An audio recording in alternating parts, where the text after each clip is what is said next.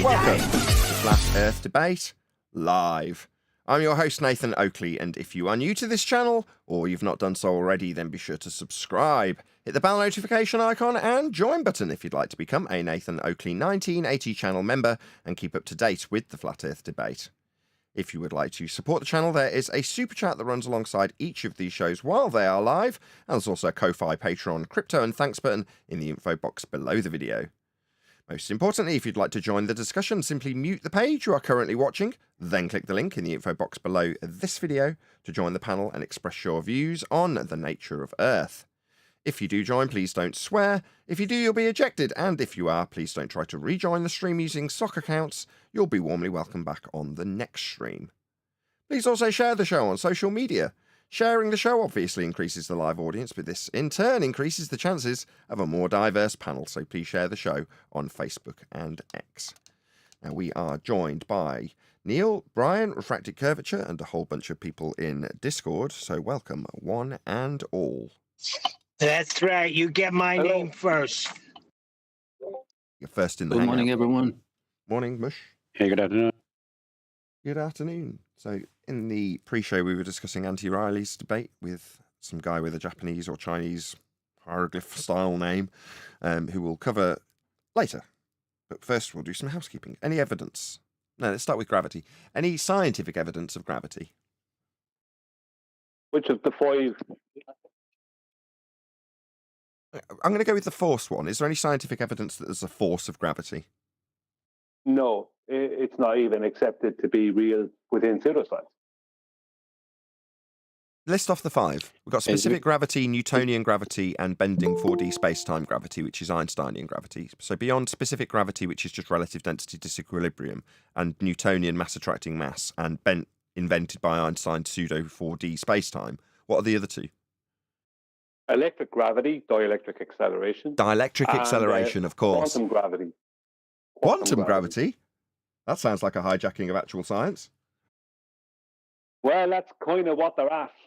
Because the graviton that they have yet to find, but they've already predicted that it moves from point to point instantaneously, and it has no what they call mass. So it can't be detected, it can't be measured, yet it can be in one place now, and then in another place right now as well. Sorry, the gravity can be in two places. The quantum gravity. The quantum gravity can be in two places at once. Is that what you just said? No, it moves instantaneously. So I can't say it'll be over there now and over here in a minute, because it won't be. It'll be over there now, and it'll be over here now as well. When it's over here, it won't be over there. When it's over there, it won't be over here. What's going to be over here or over there? The graviton. The graviton? And what does that do? And it can't be measured or detected, and it has no what they would call mass. So what? Sorry, it can't be measured, can't be detected, and has no mass. Then it isn't anything. Well, It's magic. Yeah. Oh, well, how wonderful. Okie dokie. Any single viable hypothesis from any of the fields of astronomy, cosmology, or astrophysics? Before you move on, I have to just put it in there before you move on to the next question. There is scientific evidence for specific gravity. That can be proven through scientific method. It has already been proven many times. Anthony Riley did it. But that's not specific gravity. Yes, it is. Yes, it is. Why just give it the name? Because that's what it's called. Oh, stop. You can argue all you like with the semantics. Did Anthony Riley call it specific gravity in his show yesterday? No, he did What's not. the official correct name for specific gravity according to Google, Neil? I don't care about Google. They're just doing relative density, right? That's just, that is specific gravity. Yeah, but they're hijacking it using that name. I can't believe you can't see what they're trying to do. It's not that they don't see it. Stick a label on it. Taking it away from them. You don't see what's going on. We're well aware of the How are we equivocation. taking it away? We can show actual scientific evidence for gravity, just not the gravity that they want, Neil. It's like a troll. And also, I can produce scientific evidence for specific gravity, but it's not what they want. Because all specific gravity actually is buoyancy. I mean, that's what it is. A calculation within buoyancy. Yeah, and they're taking a word away. They don't want it to be that. They want it to be gravity. And all the world has to hear is gravity proven, and they'll latch onto it. They don't care that it's relative density disequilibrium. They don't care if it's buoyancy. Sorry, Neil. Is there any curving space-time in specific gravity or mass attracting mass? No. Holding objects to the surface of a globe in like air and stuff to a globe in a vacuum. I'm pretty sure there isn't. No, there isn't. Not in specific gravity.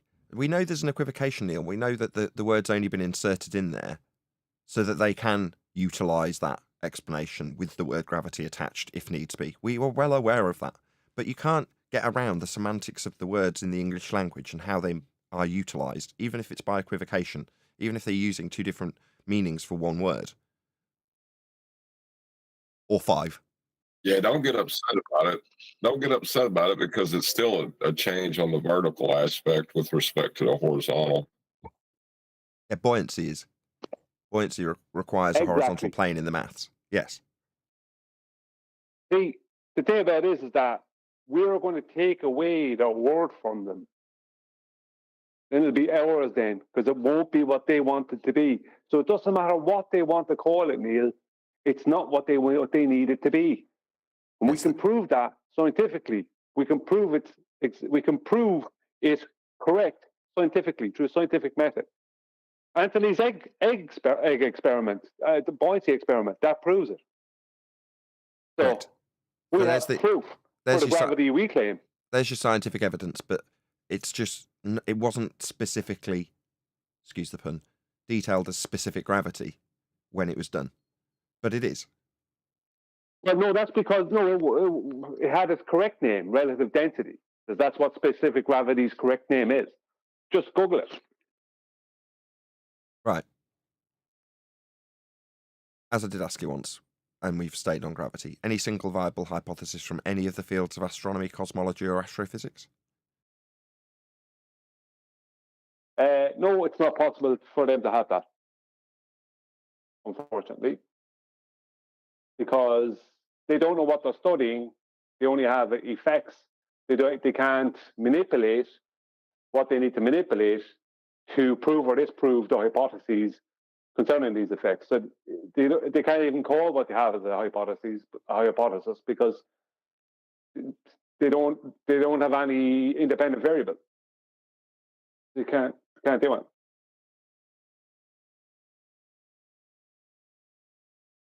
Well, my son's been observing the stars with his high-powered binoculars, and he actually showed me a satellite last night. And I was looking at it through the binoculars. I don't know what the heck I was looking at, but he said it was a satellite, and it was a light moving. That would be impossible. Well, what was it then? Well, if it's what they're claiming to be a satellite, then it'll be so small and far away, it will be impossible to see it. Right. You're not going to see satellites through night vision goggles. They're too far based on their rhetoric. Now, that's not to say that there might be a flying man-made device at a very high altitude that you can see. That's not to say that isn't the case. But you just have to go by what they say is up in the sky when they say satellites. And as Brian points out, no, based on their own rhetoric, you're never going to see that. So if you are seeing it, it isn't a satellite. Or at the very least, it isn't what they've told you a satellite is. Right. Here's the thing. He told me, and as soon as I pulled up, he was right there with the binoculars. He knew when it was going to be there. I forgot what he used to let him know that there would be a satellite in that area. And he was quick to show it to me. Yeah, that's what I told him. I said, it's just a light, Josiah. I don't know what the heck that is. Yeah, but there is such a thing as satelloons, and you could probably see them with a night vision binoculars, but that's the best you're going to see. But the point is, you can arbitrarily ascribe a description and a title to anything in the sky. Any of the lights, you could give a name and say it's a little factory producing gases, if you wanted to. Doesn't mean it's so. You can ascribe a title and ascribe a description. So if you say, here's a satellite tracking software, there's a light, it is that satellite. It's like, okay, so if I produce a piece of software that tracks all of the stars and I give them all names and jobs, does it mean they're doing those jobs that I say they're doing just because I've labelled them accurately and can predict when they're going to be there? We've known where the lights in the sky are going to be at what time for quite a long time. And if you're suggesting that it is a man-made satellite, then you certainly wouldn't be seeing it. But it doesn't necessarily mean it's not man-made. It doesn't necessarily mean it's not serving a man-made function and visible at the height that you saw it and trackable by a satellite software tracking program. But who cares? I mean, literally, who cares? If there's something above your head on a flat plane or on a globe, who cares? The claim is that it's orbiting a sphere. So the satellite bit, I don't care. Orbit, you say? No, that's a derivation of a mathematical concept of a sphere Earth taken from flat Earth measurements. So do I care that you think that it's falling around a sphere? No, it's not. Whatever it's doing, it definitely isn't falling around a sphere, because you can't get something to fall around a sphere by measuring an Earth that's flat and then taking that measurement of a flat circular radial value and turning it spherical, and then claiming that you're measuring angles from the centre of hell because you're actually standing on the surface of the protractor you're measuring through. That doesn't make that true. Doesn't mean that the thing in the sky isn't man-made, but that's where they get you. They want you to come up with some farcical explanation for something that's non sequitur anyway. Even if you proved that it's a Satelloon and you got the manufacturer and number plate of it, license tag, what does that prove? Does it prove we've got orbital motion? No. Does it prove the sky is a vacuum? No. Speaking of which, any evidence that the sky is a vacuum? Then we can have gas pressure without a container? Absolutely none whatsoever. It would be impossible. There's absolutely, you could basically say, basically no resistance for diffusion. Diffusion is going to happen. The reason carbon dioxide diffuses slowly into, the reason that will, in a concentration, will displace air close to the floor is because it has a slow diffusion rate. But it will diffuse into the air. Give it a bit of time and suddenly it won't be there anymore. It'll be part of the air in the room. Right? That's diffusion. Right? And the more dense something is, the slower the air will diffuse with it. But what is the density of a vacuum? Nothing, more or less. Nothing you could even speak about. So what's there to stop it? If there was a sky vacuum with a pressure of 10 to the minus 17 torr, there's no resistance. The air is just going to instantly, just like go out into it. That's what air does. I had that bit of the discussion because naturally the flow of that sentence that Brian just said was to say at the end, the air would disperse instantly, because you can demonstrate air that's contained next to a lower pressure system of any description dispersing instantly into it. We've got plenty of examples that we can play from universities of exactly that. The problem is, to have that example make sense in Brian's description, and I do this too, so it's not a dig at Brian, but you've got to have the gas contained to begin with to release it into the differential, i.e. the lower pressure system must be separate from the higher pressure system initially in order for you to show instantaneous dispersion into the area of volume in line with entropic law, as per the demonstrations that you get in universities when they describe the second law of thermodynamics. But with Earth in a sky vacuum, you've got to first take the premise that they suggest that the sky is a vacuum and that we are at pressure without containment. Now, if that was the case, first of all, it couldn't be the case. You couldn't achieve the gas pressure in the first place. So the first molecule of gas in that world, that story, let's not pretend it's our world for a second, it isn't. But in that story, you've got a sphere Earth flying through an area of volume called a vacuum, and that sphere Earth would produce the first molecule of gas.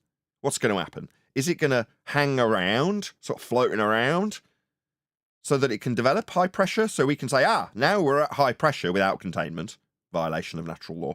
It would disperse instantly. No, it would disperse instantly from the moment it tried to produce pressure and couldn't. That is to say, the first molecule of gas comes out of the ground and immediately travels in whatever vector it's travelling and doesn't stop. And so does the second and the third and the fourth and the infinity, all of them are produced and dissipate instantly. You never develop gas pressure. So the heliocentric world could have never have developed gas pressure in the first place without containment. It's worse than that. Worse. It is. And I'll tell you why. Because they must admit, because they have no choice, that a perfect vacuum does not exist, which means that would be an area of no pressure. Perfect vacuum, zero, no pressure, no temperature, no pressure, right? But, so because of that, what they're actually claiming is a low pressure area in the sky. Now, to have a low pressure area, you need to have a container, which is why they must admit that vacuums, well, they have no choice, but vacuums require a container, because what's a vacuum chamber? It's an area of low pressure, right? That's what it is, right? You can create high pressure in a chamber, and you can create low pressure in a chamber. But you need the chamber, right? Now, the thing about it is that their claim of a sky vacuum debunks itself, because to have a vacuum, which is a low pressure area, you require a container. So their own claim debunks itself, because they're claiming a vacuum without a container, something that they admit doesn't. They admit that there's no such thing as a perfect vacuum, which means that to have a perfect vacuum, you would still need a container, but what they're actually claiming is a low pressure area. That would require a container. How would you know what pressure would be there without a container? Yeah. It's not possible to do so. There's more on that because Go ahead, Johnny. Because you have pressure gradients, and that's the same. You can demonstrate gradients in a small chamber. You can do it by yourself with different temperature, and you will get pressure gradients very easily. So people don't understand if they have pressure gradients. It's just because of different temperature and density of the gases. But you always need a container to get pressure gradients. That's also absolutely exactly one point. correct. Do you remember the guy who quizzed me in the Q&A, and he was like, if you're suggesting that the sky is a vacuum and we'd have dispersion in line with entropic law, why don't we have a constant updraft? My response was like, wind? You mean like wind?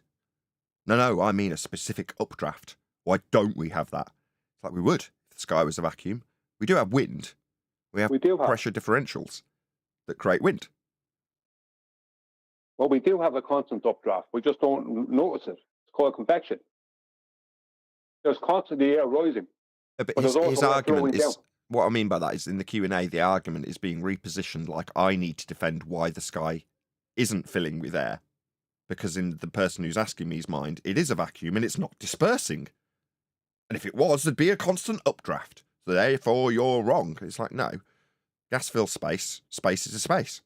So gas would fill it if it was real. Can't have a space above our head because if it was, gas would fill it. But why isn't there a constant updraft? No, we have a gas pressure that's contained in order to develop gas pressure differentials so we can have things like wind and convection currents and various other cycles. Yeah, you see, all because hold on, but it's all because of containment. But Brian, then John, Brian, then John, then Neil. Go ahead, Brian. Thank you. We have not just gas pressure cycles, like the oxygen and nitrogen cycles alone make up 99% of our total air. There's only 1% left. All the other cycles, this is why they don't want to tell you anything about the hydrogen cycle. Now, they tell you about the hydrological cycle, but not the hydrogen cycle. Because what they must claim, that we're losing hundreds of tons, right, per week, tons, that would be a weight, of air to mostly like helium and hydrogen and all this, to a sky vacuum. That's what they want to claim. Hundreds of tons. Sorry, just picked up on that. Yeah. When they say there's hundreds of tons of air escaping, so there's hundreds of downward pressing gas escaping into the sky vacuum, is there? Right. So all this weight. So it's like your kitchen table. Now, hundreds of tons of wood is escaping to the sky vacuum. They might as well be saying that, you know what I mean? But Yeah. the ton thing tried to give it a weight. But the point being is that that's a violation of the first law of thermodynamics. I've said this before. It means because the first law states that neither matter nor energy can be created nor destroyed. So what's replacing all this air that they're claiming is lost to the sky vacuum? Because nature doesn't. Nature works in cycles. It doesn't replenish. It doesn't create from start. It doesn't just create matter from start. Right, it's got a cycle. All of it has. So if it's just dissipating into the sky vacuum at a rate of tonnage, which is absurd. Go ahead, Neil. It was actually John next, but go ahead, Neil. Go ahead, Neil. Right. Something wrong with Neil's mic. What about John? Go ahead, John. We'll come back to Neil. Well, like I hear y'all saying this about the Emperor's clothes, but you're not accounting for the fourth dimensional inertial vector of an asymptotically flat space-time, which in a third dimension gives us an acceleration that creates microstates closer to the ground, which is in line with the first and second law of thermodynamics. Y'all are just ignoring that. Hold on. Microstates is an entropic description, and it would be akin to the availability of positions for a given, let's say, particle of air in this instance, or molecule of air, right? So all of the potentials are going to be calculated as microstates. And you're saying that there's a, potential differential at ground level that the gas could potentially go towards. Yeah, if it's in a downward vector. But you're saying that's the reason why we don't lose all of the air to space, because of the microstates in the fourth dimension asymptotically flat described in the third dimension for the microstates at ground level. That's what you just said. No, you're keep on ascribing a downward vector to the gas. It's actually a inertial vector in the fourth dimension, which we experience three-dimensionally as an acceleration. That still and doesn't we change. describe in two dimensions. Well, the gas accelerates in all directions, so it still doesn't make any difference. Regardless of your asymptotically flat fourth dimensional bent pseudo-Riemannian space-time visualized in the third dimension, because we don't have a fourth dimension, so we can't describe it or visualize it fourth dimensionally because there isn't one. But it still doesn't help. Your gas still accelerates if you're going to describe it as an acceleration in all directions.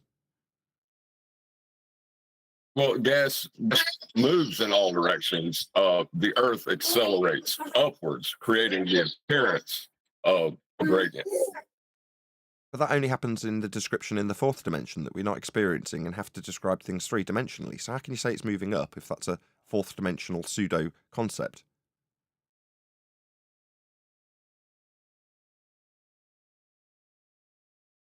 I just need to light the match to debunk that notion. Why? Why would lighting a match? You're mixing it up.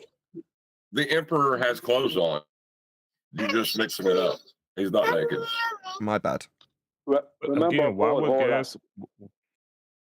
Okay, why would Go on, gas Reg. would have an upward draft if it's dispersed in all directions? Like, why would that be a problem for containment? 'Cause we'd all That's be what I'm dead. not understanding of that question. Because we'd be dead.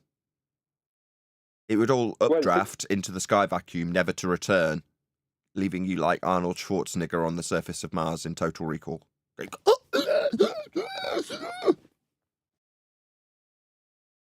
As I said, it does. It does go up. It all goes up at some point, but it always also flows down again. It's convection. You know, because we have a temperature gradient. That is the creation that's created by the sun, and that is the creation of the basically baseline of our pressure gradient. Now they don't want to deal with that. You know, that's why they don't learn about they don't ever learn about what they call to be their atmosphere. They don't learn about the actual, the actual atmos, the weather. They don't learn about any of that.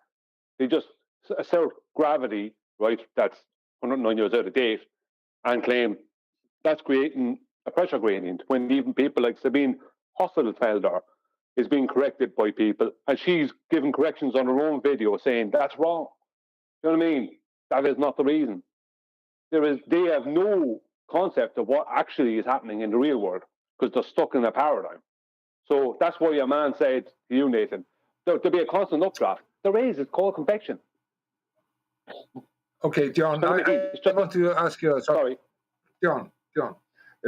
Okay, now we are talking about the gravity and everything works together, right? So we are maybe come back to all the questions, but gravity is a misunderstanding. They think that gravity is object in free fall, acceleration of free object in free fall. They are hijacking that's happening. Yeah, nobody's saying it's not happening, but can you describe? It has nothing to do with gravity at all. Or you just look at the clouds. You say we don't deny that it's not happening. What, things going down? What about clouds? Yeah, it's going down. Clouds? But it's not because of gravity. Really? Clouds are going down? You're missing my point. I'm saying rather than address their notion and agree with them that all things go to the ground because of gravity, you just point out something that doesn't. That's the end of that discussion. Because not all things go down. So to describe why all things go down 9.8 meters per second would be to agree that all things go down when they don't. Okay, that's a good point. But if you just talk about some objects that you are taking it from the state that it should be in, and you're lifting it up, then it has downward acceleration that we have to take in, they say, but everybody has to think about, you have to have it inside of a vacuum chamber or something to say it's 9.8 second square downward acceleration. But what we are talking about, if you're talking about the sky, if you're talking about everything else, it's because of density, it's about upstreaming and the system, because we have a dynamic system and it's working that way. But if you take something up and then it has acceleration to its state, it should be on. Then it's about density, right? Yeah, but you've got to describe the density of two things, not just one. So if you just say all things go down, you're ignoring the medium that they're in. And in terms of specific gravity, the only one that could actually be validated with the scientific method, then if you're going to describe that which goes down in a specific medium, they all have to be described as controls. The only thing you're going to vary is going to be the density of the medium. And the vector that you induce may not be down. In the case of Anthony Riley's egg experiment, the vector was up, not down. And the way he achieved it was to vary the density of the medium, keeping all things constant. Yeah. But exactly, and if you're talking about helium balloons, they're going up, exactly. For example. Yeah, exactly. It's because of density then. Well, in air, so when you say, again, it's just easier for us to just say the first thing. The helium balloon goes up. Does it? What's the medium that it's in? Yes. That is the pressure medium. What if I fill a chamber full of helium? Will a helium balloon go up in that? No. Why is it going up? Because in a chamber full of helium and only helium, will a helium balloon rise in a chamber full of helium? I don't know why I'm struggling to say helium. No, I don't know really where it will be. Hold on, Johnny. You're trying to. I know it's fair enough. You don't know. Fine. Brian's trying to give you the answer to exemplify the point. Go ahead, Brian. Yeah, the helium balloon in a chamber filled with helium will go down, just like an air-filled balloon in air will go down. The reason is its overall density is greater than the medium. Yeah, because of the balloon itself. It's no longer being overcome by the helium inside it in a medium of air, is the point. So you've got to be specific about not only the item that you're giving a vector and describing or describing a vector change, but also the medium specific to what you're demonstrating. In this case, I just need to change the medium to helium, and suddenly the principle of what a helium balloon, as a man-made example, can do, changes completely. Likewise, drop a basketball. Like basketball, it's probably easier for people to visualize if you just say basketball dropped through air versus basketball released from the bottom of a swimming pool. Yeah, exactly. Yeah. Same item, same everything, same overall density, different vector. Because it's different medium. So the IV is the medium. So the IV is the when you medium. really want to get your Hold on, mind just one blown, sec. Just look one into sec, John. colloidal Sorry, John. suspension. Just one sec. Just let Johnny. I think Johnny wanted to get his last word in. Go ahead, John. No, I'm just thankful. Of course, I'm just saying that, yeah, because of the density of the balloon itself has a weight, and therefore it has more weight than the medium, and therefore it will fall down. Therefore, John is absolutely right about that. It should be obvious. No, not weight. Weight is only one specific solid in another specific medium, air. When you're going to describe it as weight, suddenly you're in a category error if you're trying to describe something that has already been categorized within this example. So within the example of buoyancy, you've already got something solid moving through air. That's what you will and do call weight. Oh, now we have a problem then. We have to talk about that just a little bit, because the gurney and the balloon, it has more. What can you say? It has more material and more density than the gases that they're holding. Yeah, buoyancy. If the balloon is inside the same material, the gases, then of course it will go down because Johnny, the whole thing, the balloon has more density, right? Yeah, the balloon than the air when it's replaced with helium. Yes. Go ahead, Brian. Yeah, just Johnny's sorry, waiting. Johnny, Hold on. Just so you know, John's in the wings. Just so you know. Go ahead, Brian. Okay, yeah. Johnny, you know a boat, you used to work on boats. A boat has, the way they calculate whether a boat will float or sink, whatever, it's not just the design of it, but it's also its overall density in relation to the density of the water. When I say it. No, that's when we are talking about buoyancy, right? Hold on, Johnny. Just let him get to the end. Yeah. Go ahead, Brian. Yeah. Okay. There's also the plimsoll line as well. Tells you the overall density of the ship in relation to different waters, fresh water, salt water, different temperatures of water, things like that, right? The plimsoll line. So that's its overall density. So regardless of atom, helium balloon, ship, or anvil has an overall density, and that has to be compared to the density of the medium. So an anvil, a blacksmith's anvil, will fall fast through the air and hit the ground. And if it hits you on the foot, it'll be sore. But if you could somehow chain yourself down to the bottom of a vat of mercury, it's not going to hit you at all because it has no weight in mercury. I love so what you would say the anvil has weight, it doesn't have any in mercury, so weight doesn't exist. I love the Wile E. Coyote anvil falling through the Acme anvil. Yeah, Acme anvil, yeah. Okay, and then I have to say it's very, very hard to take in for people around. I think. Yes, it is. I know I have some weight. I can I know I weigh something. So I dropped the scale. Hold on. So I dropped the scale into the pool, and then I put you in, and you don't even touch the scale. So you're weightless in water. Yes.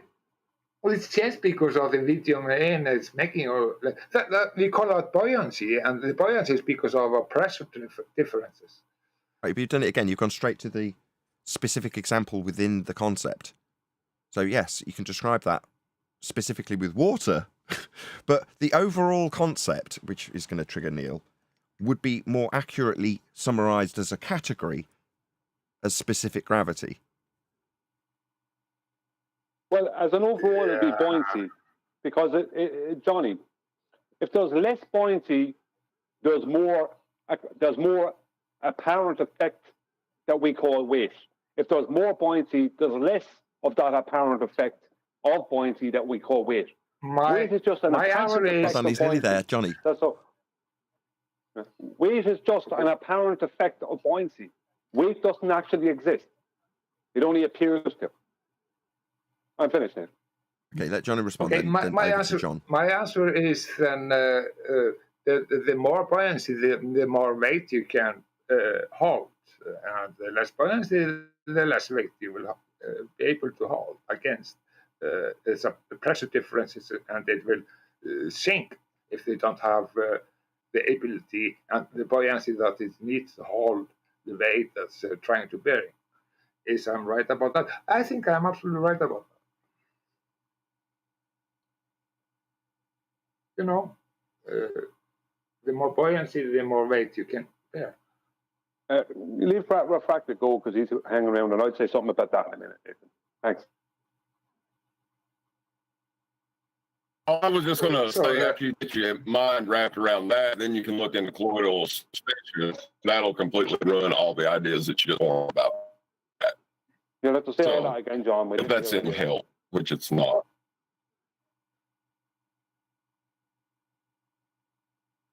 Oh, Okay. I'm sorry, never John. mind. I lost what you were trying to say. I was thinking about something else. What were you trying to say? How rude. You're, Sorry, do you want I to just am tell? rude. I am Hold on, rude. Johnny, just so we can round out with this. What did you used to do, Johnny, as a living? Specific to this subject, obviously. I'm sure you have more than one job. I have a multiple job. I have done so many things that will be boring to calculating I thought you were all. a captain. Yeah, as a young man I was, but I'm getting older now and I have a health issue, so I'm Okay, not Johnny, on the sea anymore. this is your life. That's not what I was fishing for. No pun intended. Brian just I went am through the a music plimsoll fan. line with you, though, didn't he? That's why I'm saying this. Yeah, I have a lot of experience. That I would say. I don't have to talk about me so much. I have a lot of understanding in physics and studying that. And I'm a musician and I understand music and playing music. Alrighty then. So on. Would you For actually those who don't know, Johnny used to be the captain of a fishing boat, and he used to have to navigate. Yeah, I did that. I was a young man. I was very, very young. I got my captain license for 30 ton in the beginning, and then I got steerman for 120 ton. That's quite. And you haven't stopped quite drinking great. since. Every sailors have to be able to drink. That's just Of course. natural law.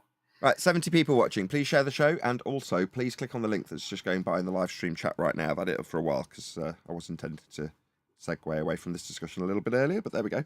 So the video that we're going to be covering today, and I say we, this is going to be mostly Brian. So Brian wrote me out a lengthy message on Skype saying, you need to cover this, and he explained why. Now, I'm not going to obviously summarise Brian's points in terms of why we should be covering this, other than to say that he was quite keen and thought that it would be extremely popular when we did so. Not necessarily from a good or bad point of view, just people would either be triggered or enjoy watching the content. Now, it's a very long video, so I'm going to hope that Brian's got a vague idea where he wants to jump into this, because if we start covering a 3-hour and 40-minute video now, we'll be here all day, quite literally. But hopefully, yeah, but I'm talking about covering it throughout the week and getting to the very, very end. I mean, the absolute end, not like 10 minutes before the end. The absolute end. Because would you want me to start 10 minutes before the end then? No, I want you to start at the very start and spend all week going through this video until we get to the end. Got to be joking. Well, play it. The reason being is that this is a landmark debate, and I'll tell you why it is. Because the problem is that Anthony put together what would seem, from an outsider's point of view, like a really good argument, put it all together, took the guy out, no doubt about it, right? The baller didn't have a hope. The baller was, in my opinion, being fed. In my opinion, he's being fed, or was being fed. In my opinion, he's dishonest and maybe a bit of a troll, I don't know. But the troll part doesn't matter. The point being is that the whole premise of the debate was, does air have weight? Now, what is weight? Has anyone actually proven weight exists as a force? No. The only thing that anyone ever proved, and this baller cements this, and every one of them cemented, is buoyancy exists. Because when they're cornered, truly cornered, they scream buoyancy. Why do they scream buoyancy? Because they can't prove that weight exists as a force. Because what is weight? And it's an apparent effect of buoyancy, not actually real. That's why the anvil goes down in air and has loads of weight, what claimed weight in air, but has no weight, claimed weight in Mercury. So where's the weight gone? It's purely buoyancy, and buoyancy is nothing but a density differential between a medium and objects or substances that reside within it. Okay. And this is the thing in this debate. It was the one thing that wasn't asked. Prove weight exists as a force. And the whole debate would have changed. But I'm not saying it wasn't an enjoyable debate, but the whole debate went around in a big circle. Loads of gravity nonsense came into it and different things. And when something did creep in, when Anthony did ask a question and Flatside asked a question, put some stuff up on the screen towards the very, very end, the guy didn't know where to go, right? All he could do is reiterate buoyancy. But so what? Buoyancy then, not weight, not a force you're calling weight or some gravity force creating weight, which is a force in your paradigm, just buoyancy. That's all you got. I mean, would the... We all know, sorry to just jump in at this very point, but I'm going to go to John. Hopefully I'll get his attention by saying this. In terms of describing buoyancy itself, one might argue that it has nothing to do with the, quote, shape of the Earth. However, I feel that there might be some link to the nature of our flat reality contained within buoyancy. What do you think, John?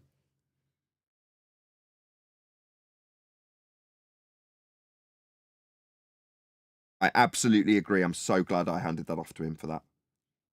It's described with respect to a plane. You will need a flat Earth to describe buoyancy within the maths. So John was saying the buoyancy is not real and there is no weight. But we are using that. It's a term. We have to take it as a weight. How can it not be a weight? So everything is about density. The clouds? How much do those clouds weigh? Well, let's just try that.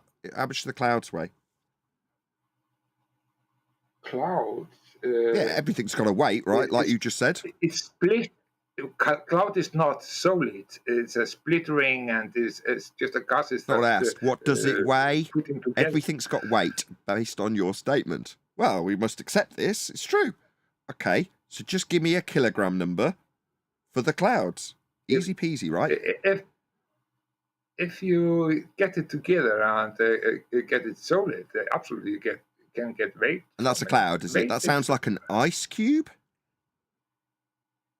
Yeah, the ice crystal inside the cloud. You're mishearing my question. I'm not asking for the weight of hail. I'm asking for the weight of the cloud. The cloud is... Why is the cloud up there? Because it boils of this principle that we must have weight. No, it's one extrapolation from the principle of buoyancy. It's a way to describe one action of one medium with one phase moving through it. It's very limited. It's not to say that that principle, if used correctly, that's weight, doesn't stand true. It does. You can also rearrange it slightly and call it newtons, and it'll still work.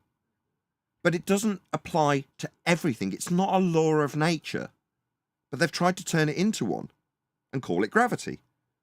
Not everything goes down. That's how this trick works. All right, so laws of nature are ways of describing that which occurs always. So if I need everything to always go down, if I just describe stuff going down as a law of nature, Bob's your uncle. Law of nature, things go down. No, it's the other way around. You start by observing that which occurs always, and then you attempt to describe it. That becomes a refinement into a natural law, as opposed to describe one thing that happens, as opposed to it happens always. Not all things go down. Clouds. Yeah. Everything has the potential to go down or up. So 1 second, Johnny. Everything has the potential to go down or up. It doesn't matter. What they did is they took the things that we see taking a downward vector in air and called that weight, right? But then if something floated or went up, they called it buoyancy. No, it's just buoyancy on the downward and buoyancy on the upward. There is no weight. You can take one of these big, massive machines that they use in these mines that they put all that earth, all the earth and rock into, these big, massive earth movers, right? You can take one of them and put it into a big, huge vat of mercury and it floats.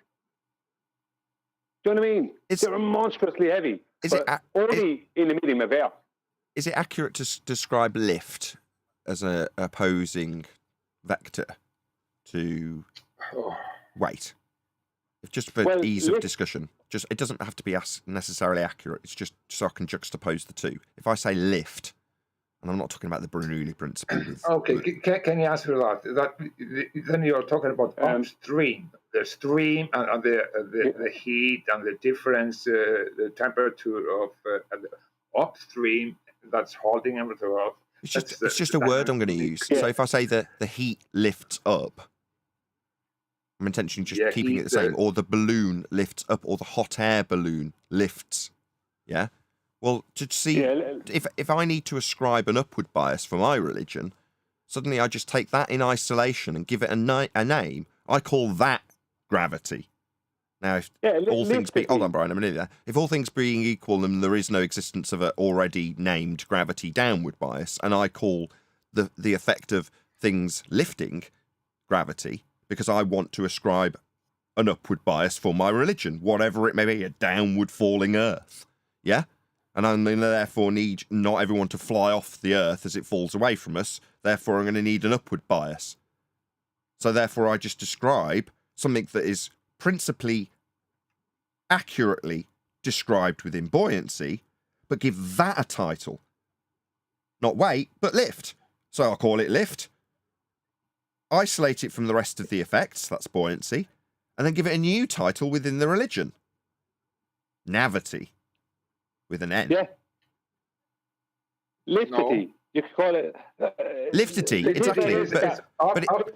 But it suddenly changes. Second, John. I'm nearly at the end. But the point in doing so would be to ignore the bits that go down in favour of ascribing the description of a natural law to the fact that all things go up, keeping us cemented on the ground when it's falling away from us. Or whatever I need to do. That sounds wrong now I've said it. It doesn't matter. The point is, for whatever reason I need to have an always in effect law of nature of up, things always going up. Look at the clouds, look at the hot air balloons, look at the balloons, look at the sun and the moon. Everything goes up. It's just a law of nature. If I isolate a principle within a law of nature, that's buoyancy, a second order effect of entropy, hence I'm calling it a law of nature, and then just say, ignore all the rest of it and just call this bit a law. Well, they've done that for weight. So you come to the conclusion, well, we do have weight. Why would we ignore that? Well, what about all the stuff that doesn't do that? Suddenly it doesn't hold true as a law of nature called gravity. Because it isn't. I'm done now, Brian. Go ahead. No, I think it is... Hold on, Johnny. Hold on, Johnny. Sorry, Johnny. We're responding to you. Go ahead, Brian. Yeah, I see exactly where you're going with that, and I'll try and make it easier. If we call everything that goes up weight and everything that goes down buoyancy, we'd be just as incorrect, equally as incorrect as calling everything that goes down weight and everything that goes up buoyancy. Because none of it is a weight. So look at that balloon. It must have loads of weight the way it's going up. Oh, it's going down. It's loads of buoyancy. Do you know what I mean? That's just as incorrect as saying that it must be going down because it has weight and going up because it has buoyancy. No, it just has buoyancy. You know, different degrees of buoyancy. You know what I mean? That's it. And there's multiple aspects that can change that. You can change the phase of the item with a temperature or a pressure change potentially, and that could alter the vector that it currently falls through or rises through.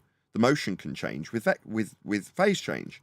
So there's a multitude of different things that can alter what state something's in, therefore how it will behave in a description of buoyancy. Now, if you've got water always goes down and I point at the cloud, suddenly there's a massive contradiction in giving things weight. Yeah, you take a hard Also, go on, John. Also, I was just going to say, this is like 2 steps down from what gas does, which is fill space, at which point everything else is not needed. Gas fills space. Yep. Don't need gravity. Why are we... need to debunk it, don't need to address it, don't need it, full stop, because gas fills space. Oh. The only reason they've got a gravity is because they've got a space for gas to fill and it isn't filling it. So they give you gravity. That's the only reason it exists. Does it alter that gas fills space? No, it does not. John's absolutely right. Gas fills space. We don't need the gravity argument. Yeah, but I have to point out just a few points. I'm not to disagree, absolutely not. I just want we take in all the aspects of everything, so we can see the big picture. But I'm talking about, there's a multiple reasons I think is happening. It's not only one thing or this thing or so on. Yeah, you have to take in the whole the whole picture. Indeed. And Johnny, we're only focusing on why things go up and why things go down, and the only way to describe that's all buoyancy. The thing goes down because it doesn't have enough buoyancy. The thing goes up because it has enough. The thing goes up because it has more buoyancy than it needs. The thing stays stationary because it has adequate buoyancy. It doesn't have too much or too little. So a helium balloon has too much buoyancy. That's why it's going up. Whereas an air-filled balloon doesn't have enough buoyancy, so it's going down.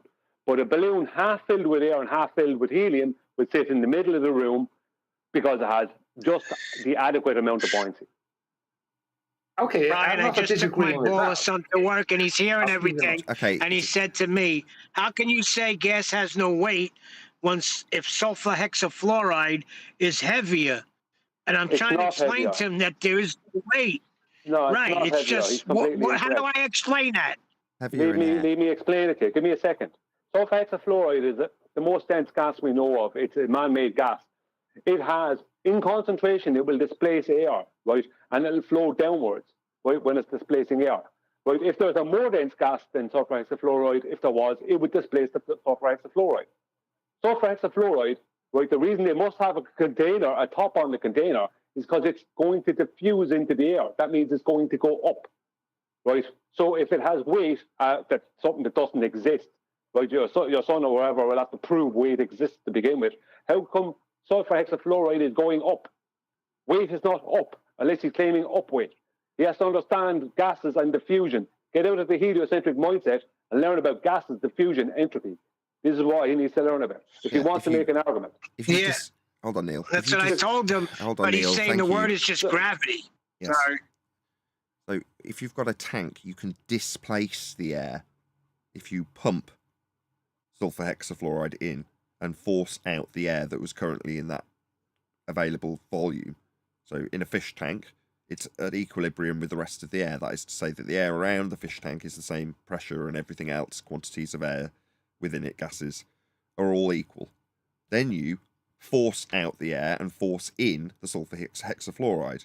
Now, for a easy to understand visualization of what's occurring, you have all of the sulfur hexafluoride still bouncing in all directions in the fish tank. But it's presented with containment on 3 sides, or 4 sides, or 5 sides, if you want to keep the bomb. You're right about that. Thank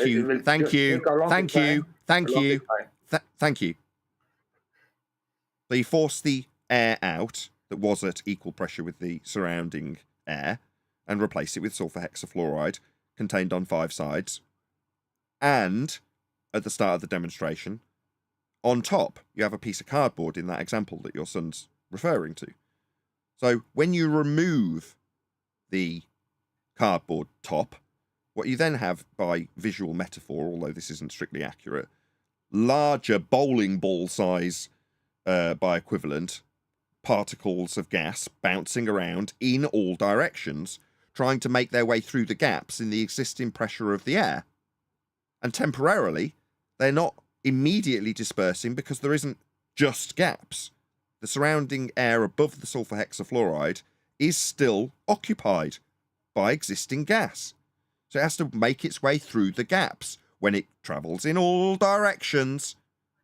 And eventually, it will find gaps in the air to disperse into it. The sulfur hexafluoride will disperse throughout all of the rest of the gases that are surrounding it, because all gases are a majority of gaps. That's all they are. So, with time, gas dispersion occurs like it does with any gas, because all gases move in all directions always, including sulfur hexafluoride. So it will make its way up into the existing gas and out of the container on 3 or 4 sides, depending on how you describe it. That will occur regardless of whether or not you've got a lid on that's loose. In other words, if you left the cardboard on with the tiniest of gaps, it wasn't completely sealed, with enough time, the sulfur hexafluoride will still make its way through those gaps and disperse into the air. If you forgot about it, you filled it with sulfur hexafluoride, and then you remembered the coffee machine was on, you left the cardboard on, came back a day later, there would be no sulfur hexafluoride in that tank. I'm done. Yeah, he wasn't saying that. He was just saying. Your son is saying that sulfur hexafluoride does not fill space. Yes, it does. No, I did. He did not. It He does. did not listen to. You did not listen to me. That's not what he's saying. He's saying that it heavier because it does pool at the bottom. He's not denying that it's eventually going to disperse and fill a volume. Okay, But Neil. he's trying to say if he's saying there's Okay, no weight, Neil. then how come this gas- Okay, Neil, we got that. Neil. Neil. So ask him what the weight of one of the sulfur hexafluoride particles that's going up, if he understands that it's dispersing and will eventually fill the space, all of it, then ask him how much one that's going up weighs. Also, Neil, ask him if we removed all the air in the room and just had sulfur hexafluoride and then took the top off the container, had a container of sulfur hexafluoride and removed all the air and took the top off the container, would the sulfur hexafluoride go down to the floor, or would it fill the available volume? It would rapidly decompress if you had sulfur hexafluoride in a vacuum, in a sealed container in a vacuum, and you removed the barrier between the sulfur hexafluoride and the vacuum, then you would have rapid decompression of sulfur hexafluoride in all directions. Yes, exactly. Because That's what I told him.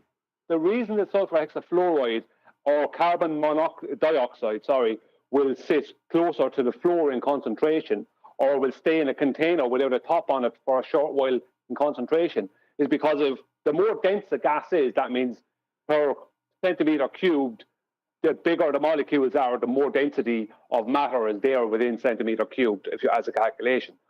But the more dense a gas is, the slower it diffuses. So carbon dioxide will diffuse a lot slower into air than carbon monoxide. Carbon monoxide will diffuse, because it's less dense than air, will diffuse into the air much faster. It's how they came to calculating the density of gases, is their diffusion rate. But what's a diffusion? What is diffusion? It means all the molecules of sulfur hexafluoride, right, diffusing, becoming part of the overall air within the room. Right. So how can it do that and stay on the floor? Although it's not gas, but so you can visually see this in occurrence with the same principle of entropic law applying, drop some ink into water.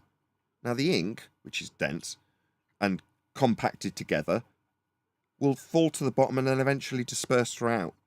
Now it doesn't happen instantaneously, yeah, like it would if you introduced a gas into a availability of volume with nothing impeding it, that is to say no other gas is in the way. Then that's instantaneous dispersion, because there's nothing impeding it. It will just carry on at the speed of whatever the particles are, past the barrier that's no longer there, and they'll just continue until they hit something. And all of it will do that instantly. But in the case of the ink, by example, though it's liquid, you can imagine seeing it slowly disperse throughout the existing liquid. Same thing with gas.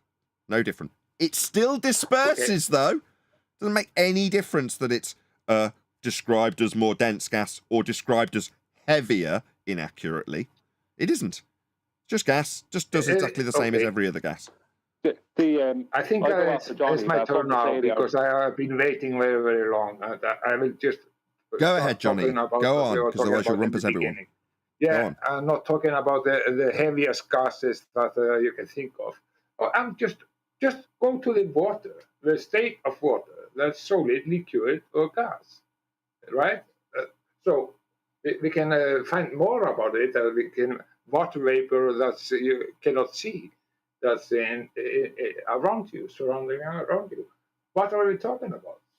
We are talking about different gases in a different elevation and different pressure and so on and so on. It's changing.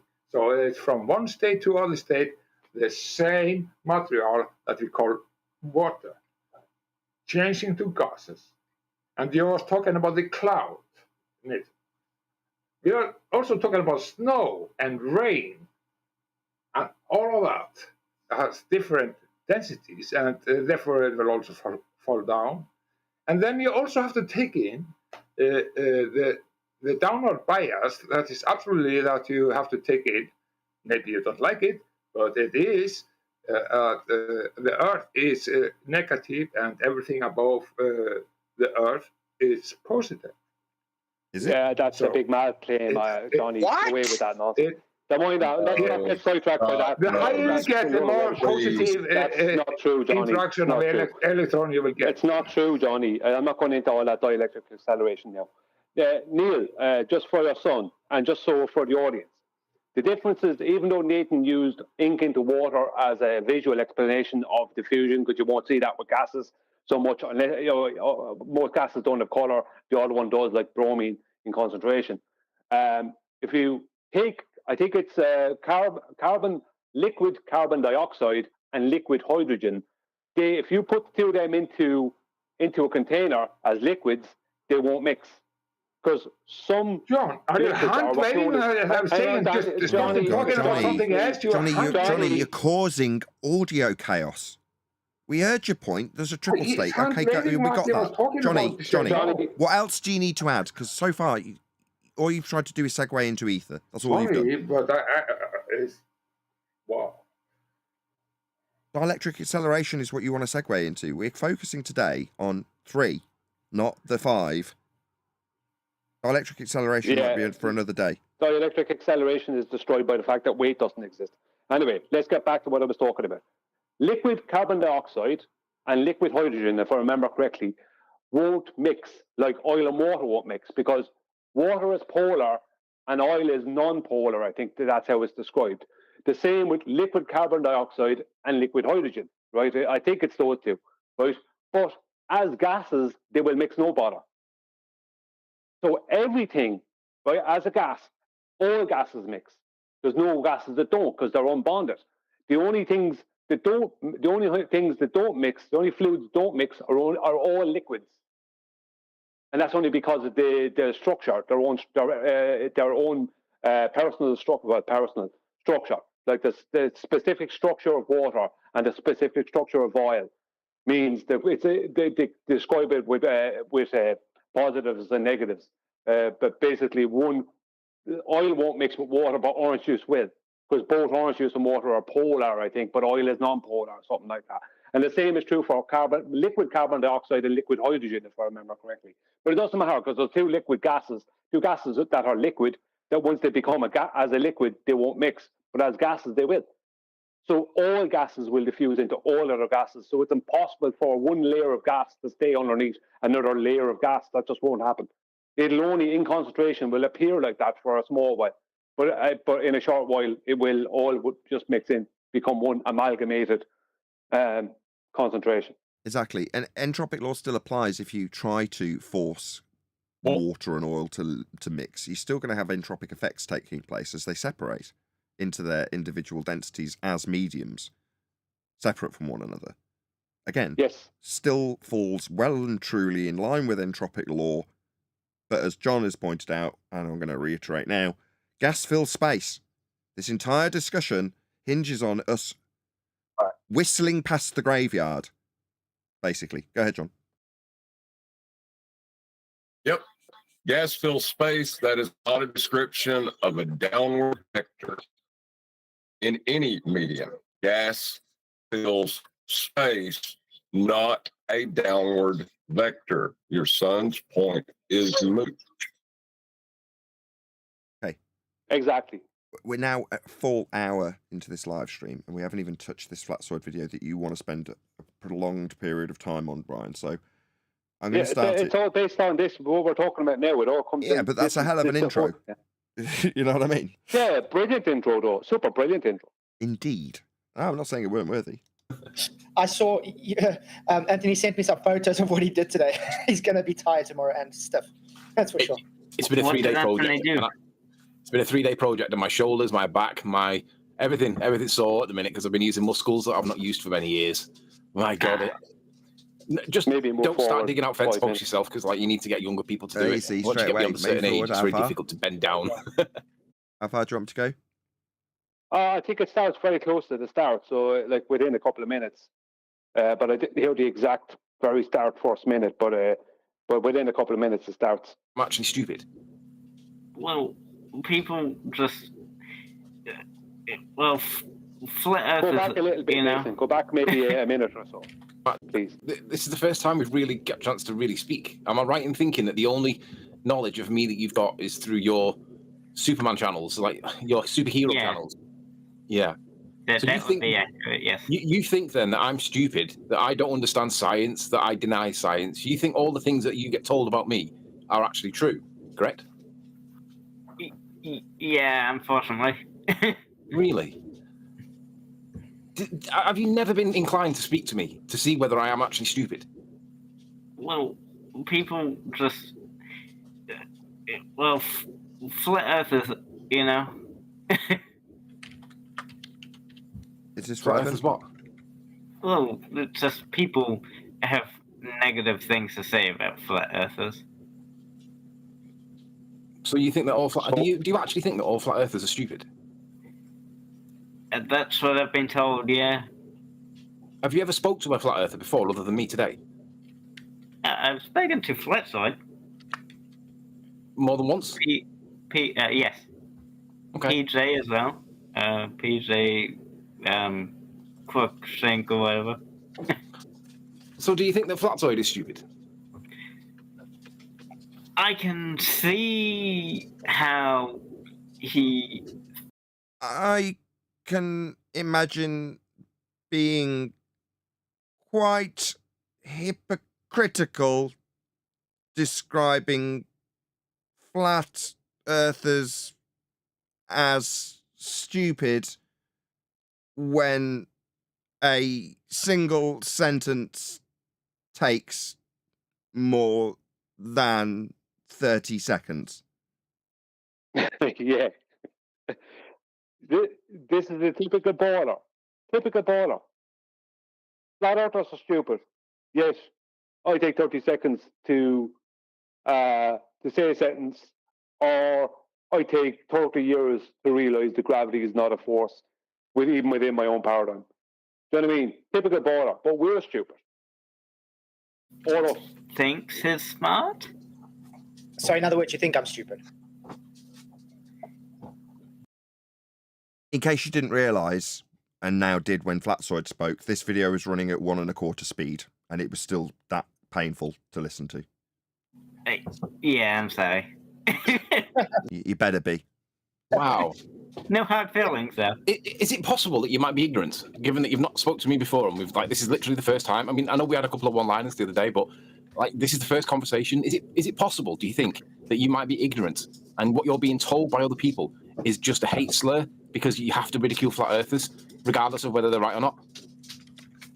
Well, because we have because they've physicists and scientists and all that have been studying this subject for Appeal to authority fallacy. many years. Subject? Yeah, it's wrong subject. And they've all come to... We should really qualify these things. So, physics, science, scientists deal with the physical and natural world exclusively dealt with by the scientific method. That is cause and effect reasoning based on physical phenomena. Now, the shape of the Earth, incorrectly described in that phraseology, isn't the realm of cause and effect. So what is question? It's not a scientific endeavour. the same conclusion that the Earth must be a globe. It's kind of hard to believe anything different. Right. Well, what about the fact that that globe that they came to the conclusion of was inferred after taking measurements of a flat plane? Sure. Did you go beyond high school with physics or science? No. Did you finish high school? Yes, I did. Did you go to college or university for anything? No. Okay. Okay. All right. So we're brought here today because I don't see the relevance about that. We'll see if Anthony Riley takes it somewhere, but does it matter? correct me if I'm wrong, but you believe that the air that we breathe is pressing down on us with weight. You think atmosphere? Was that a backhanded personal attack from Anthony Riley?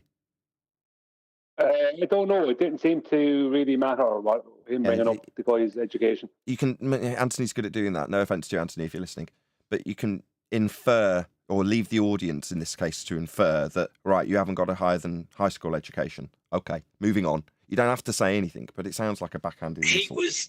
He was absolutely doing that.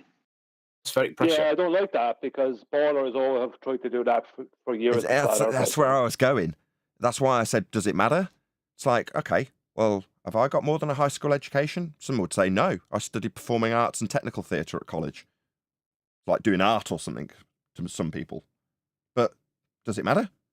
Is it any way relevant to what I know about the nature of the reality that we face ourselves debating? No, it doesn't have any relevance. Because there is no further education in flat Earth, is there?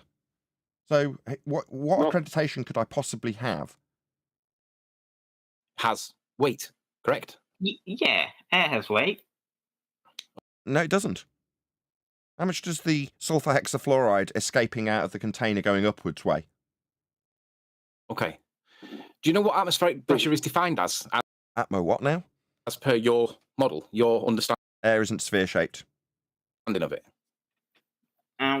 What's it defined? I just want to state very quickly.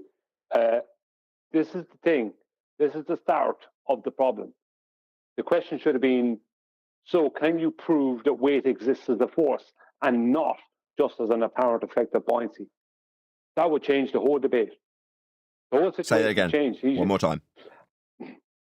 The question should have been at this point, when the man said air has weight, is can you prove that can you prove that weight exists as a force and not just an apparent effect of buoyancy? That would change everything. If you have a different temperature of water, but I'm asking you that. Then you will have a difference. Then you will have a force. Absolutely. No, I'm not asking you. I'm not asking you that, Tony. Yeah, so that's the question they didn't cover. One more time, Brian. Yeah, I'll say it again. The question that wasn't asked at this point by Anthony was, can you, when he said air has weight, he didn't ask him, can you prove that weight exists as a force and not just as an apparent effect of buoyancy? Because the whole thing changes at that point. Because he can't lean on buoyancy then every time he needs it. I'm sorry, Brian, it's a malformed question. Brian, it's a malformed question. It's not a malformed question, Johnny. It's absolutely spot on. Once again, you're wrong there. How can I be wrong? I cannot see how wrong I am. Why is it a malformed question?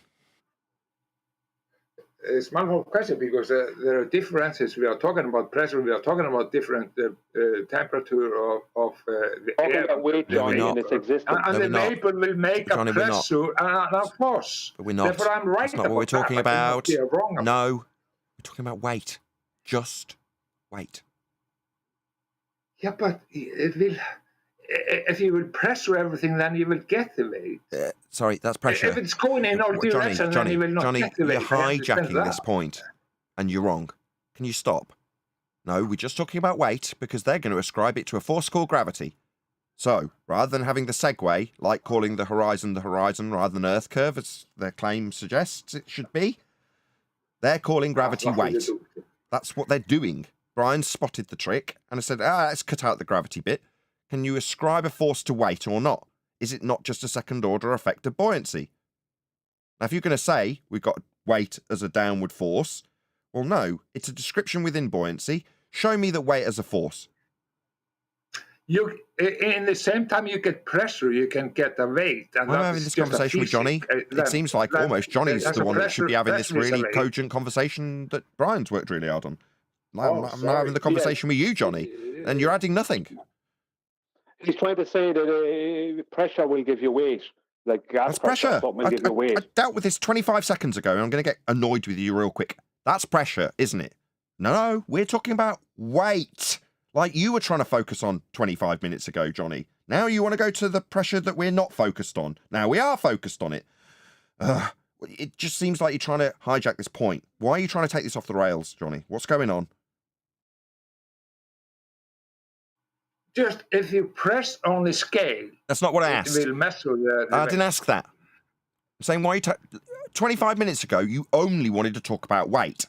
Now we are talking about our opponent's use of weight with a force. Now you're rumpusing me. You're derailing this point, Johnny. And I want to know why you're derailing the point. 25 minutes ago, you only wanted to talk about weight. Now you want to juxtapose Brian's use of the opponent on the globe's example with weight as a force. Now you say, what about pressure? Prick. What about pressure 25 minutes ago when you insisted on talking about weight? You're just trying to derail this point, Johnny. Stop. It's very hard to discuss anything if you have this attitude. No, we've got Johnny, we've got to focus. Where you're wrong. We've got to focus. 25 minutes ago, it was you being awkward and not wanting to take the conversation into all the other effects that give you things like pressure with upward biases for gases. You only wanted to talk about the downward bias, and I had to take you to clouds to get you away from it. Now you do want to talk about the pressure that's going to be exerted on a container by a gas that goes up. Why didn't you want to do that 25 minutes ago? Well, because it wasn't what we wanted to do. So you tried to hijack that point. Now, I gave you a bit of validity then. Now you're doing it again in the opposite way. Now, if you can't see that you're just being an antagonistic prick, then I'm going to highlight that for almost 90 people watching. Because they all know you're being an antagonistic prick. They knew the first time. The chat pointed it out to me. Did I read their comments? No, I gave you the leverage that you begged for while you rumpus people.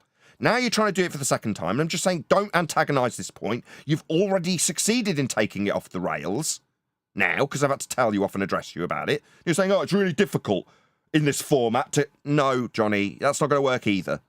Can you just stop? Please.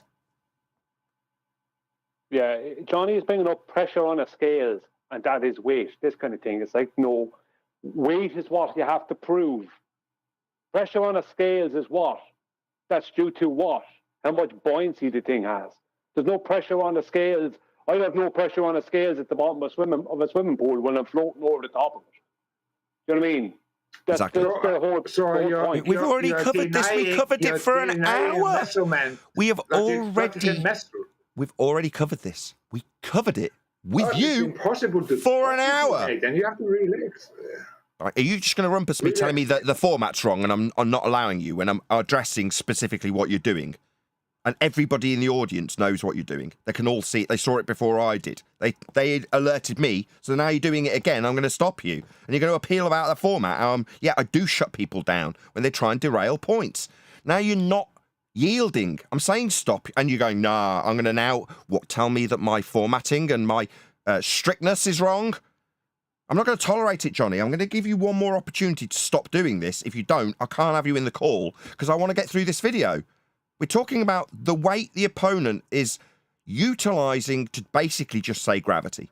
But they don't do that. They say weight, don't they? Yeah. They say weight is a force. And that weight is created by gravity. That's Exactly. what they try to say. They don't say that, though, do they? That's what they mean, and it's wrong.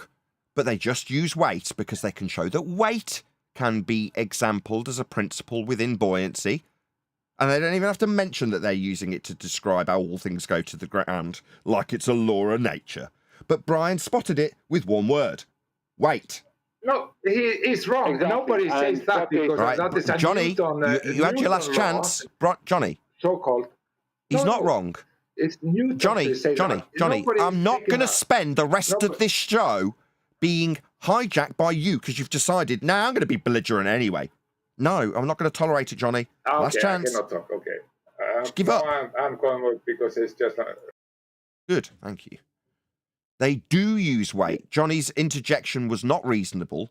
They absolutely, without question, ball believers, let's get some specificity. It's easy for me to say. Ballers, people who claim the Earth is a sphere-shaped rock that we stand upon, require gravity to hold us to it and not have gas escape into the sky vacuum. They don't say it because it's embarrassing. They just say weight because they feel that when they say weight, ignoring all effects of buoyancy outside of that single description, they can hijack it to claim that there's a gravity without even saying it. So when they say weight, all of that bullshit comes alongside it without them even needing to say it. So we are going to labour that point for the audience so they know the trick. Not have Johnny constantly interrupting you. No, that's not true. Yes, it is. Moving on. Brian, did you want to summarise anything? And I'll play the video if not. Yeah, I do, because what you're saying is totally correct. It's weight. That's weight. Weight is a force, a downward force, right? This is the attitude. Until something is not going down, then it's buoyancy. And what is the cause of buoyancy? Gravity. What is the cause of weight? Gravity as a force. So it all comes back to the same thing. All it is a hijacking of buoyancy and effects of buoyancy and the inserting of gravity into and calling the downward, when things go down because they don't have enough buoyancy, they call that weight, unless weight is created and caused by gravity. When things go up, they call it buoyancy. When it's buoyancy both down and up, but they ignore the down part of buoyancy, call that weight, and then when something's going up, they call, that's buoyancy when it's going up, and debunking our stupid claims. But that's also caused by gravity. Good segue, because that's where that's undone within the argument. So when you get to that point, they've then got a paradox they can't get around because of the way the gas behaves. Back to John's point, gas fills space. So if they want to ascribe through circular reasoning a hijacking of effective buoyancy and call it weight and say that all things go down, but when things go up, it's because all things go down. The effect of gravity induces buoyancy. Therefore, the things are going up because everything else is going down. So therefore, gas go down, go boom, boom, go splash, splash. No, it doesn't. So if you insert circular logic and ascribe the force of gravity, summarized as weight, as the causal influencer for everything else, which is relabeled as the concept it came from, buoyancy, then you have gas go down, go boom, boom. Couldn't be better. Exactly. Couldn't be more concise, Brian. Well done. This is ace. I'm glad we've done the long... I'm not so pleased we did it for a second time with a bit of interjection from Johnny, but it's focused us. So I can only thank Johnny in that regard, because it has got us to a bit more of a concise summary of what was interrupted to be... You know, maybe that helps when someone says, no, you're wrong. No, well, we'll just refine it that one step further. No worries. Well, it is, because the reason Johnny doesn't like it is because things have to have weight for Johnny, because he believes in dielectric acceleration, which means there is a downward bias. I don't mind. That requires weight. Well, you've now pulling back in. I can't now object if Johnny wants to join this discussion. Well, no, I can't object now. You've done it. I'm just saying that's why he doesn't like it, because he said earlier, he brought up the Earth has a negative charge and the sky has a positive charge. And that all comes down to a downward bias. If you go through that whole repertoire, it becomes a downward bias. And they need a downward bias. They need weight to exist, same as the ballers need weight to exist. It has the exact same problem, though, doesn't it? So if we ascribe dielectric acceleration rather than weight, what's that positive charge make gas go down, go boom, boom, go splash, splash? No. It has exactly the same problem. Yep. Right, now we can move on. Excellent. Just yes or no. If it's no, we can look it up. But if it's yes, then we can just agree and move on. No, then. I don't. Your model tells us that atmospheric pressure is the weight of a column of air pressing down on you directly above you. That's what it tells us. Do you agree that's how it's defined? Do you agree that's how it's defined, or do we need to check it to make sure that I'm not lying? That is what you're saying pressure is defined as? No, that's not what I'm saying. I'm trying to give you... I'm steelmanning your argument for you so that you know that I understand your model. I'm just telling you what you guys tell us what atmospheric pressure is. It is a column of air pressing down on us from above. If we agree, we can move on. If we don't agree, we'll get it defined. Yeah, I think... by the way... gas go down, go boom, boom, go splash, splash. Kudos, Sleeping Warrior, for leading in. Are you running this at like speed or something? Yes, I have no choice. You're gonna have to get used to Sleeping Warrior and Flatsoid talking at a rate, because otherwise you have to spend a significant amount of time listening. I'll just get it to the end of the sentence. To the other guy, take his time. I think that's true. Okay, I'm not persuaded that you're convinced that that's the definition. We might need a definition. Flatsoid, would you mind? Just go to Google and just type in atmospheric pressure and then definition.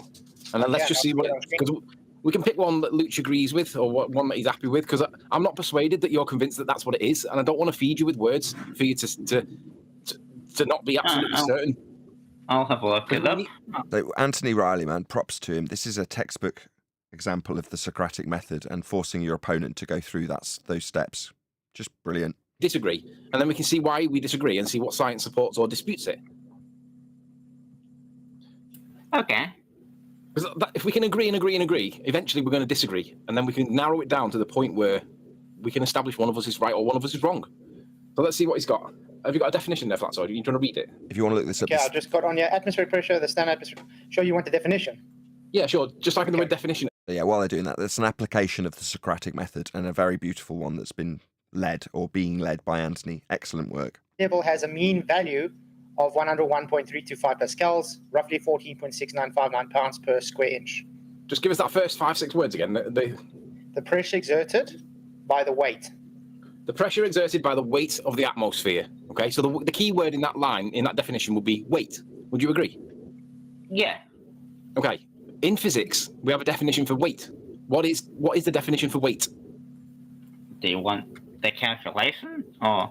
No. I just want the definition so that we can agree that atmospheric pressure is a weight pressing down on you. If we can agree what weight is, then we can see is it true. I have it here as well. Atmospheric pressure is defined as the force per unit area exerted against the surface by the weight of the air above that surface in the Earth's atmosphere. Yeah, so your definition says weight as well, right? So both definitions agree with each other, and they're not. I don't disagree with either. Can we both agree that they both match and that it is to do with the weight? Can we both agree that? Yeah. Great. Now, we need a definition for weight. How do you guys define weight? Let's see. What is the definition for weight?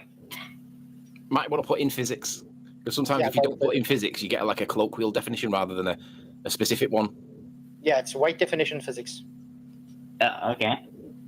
It's better to be precise with terminology so that we can apply it. Because if we do a layman's interpretation or a layman's application, it often takes us into different angles that we shouldn't really go in because it's wrong.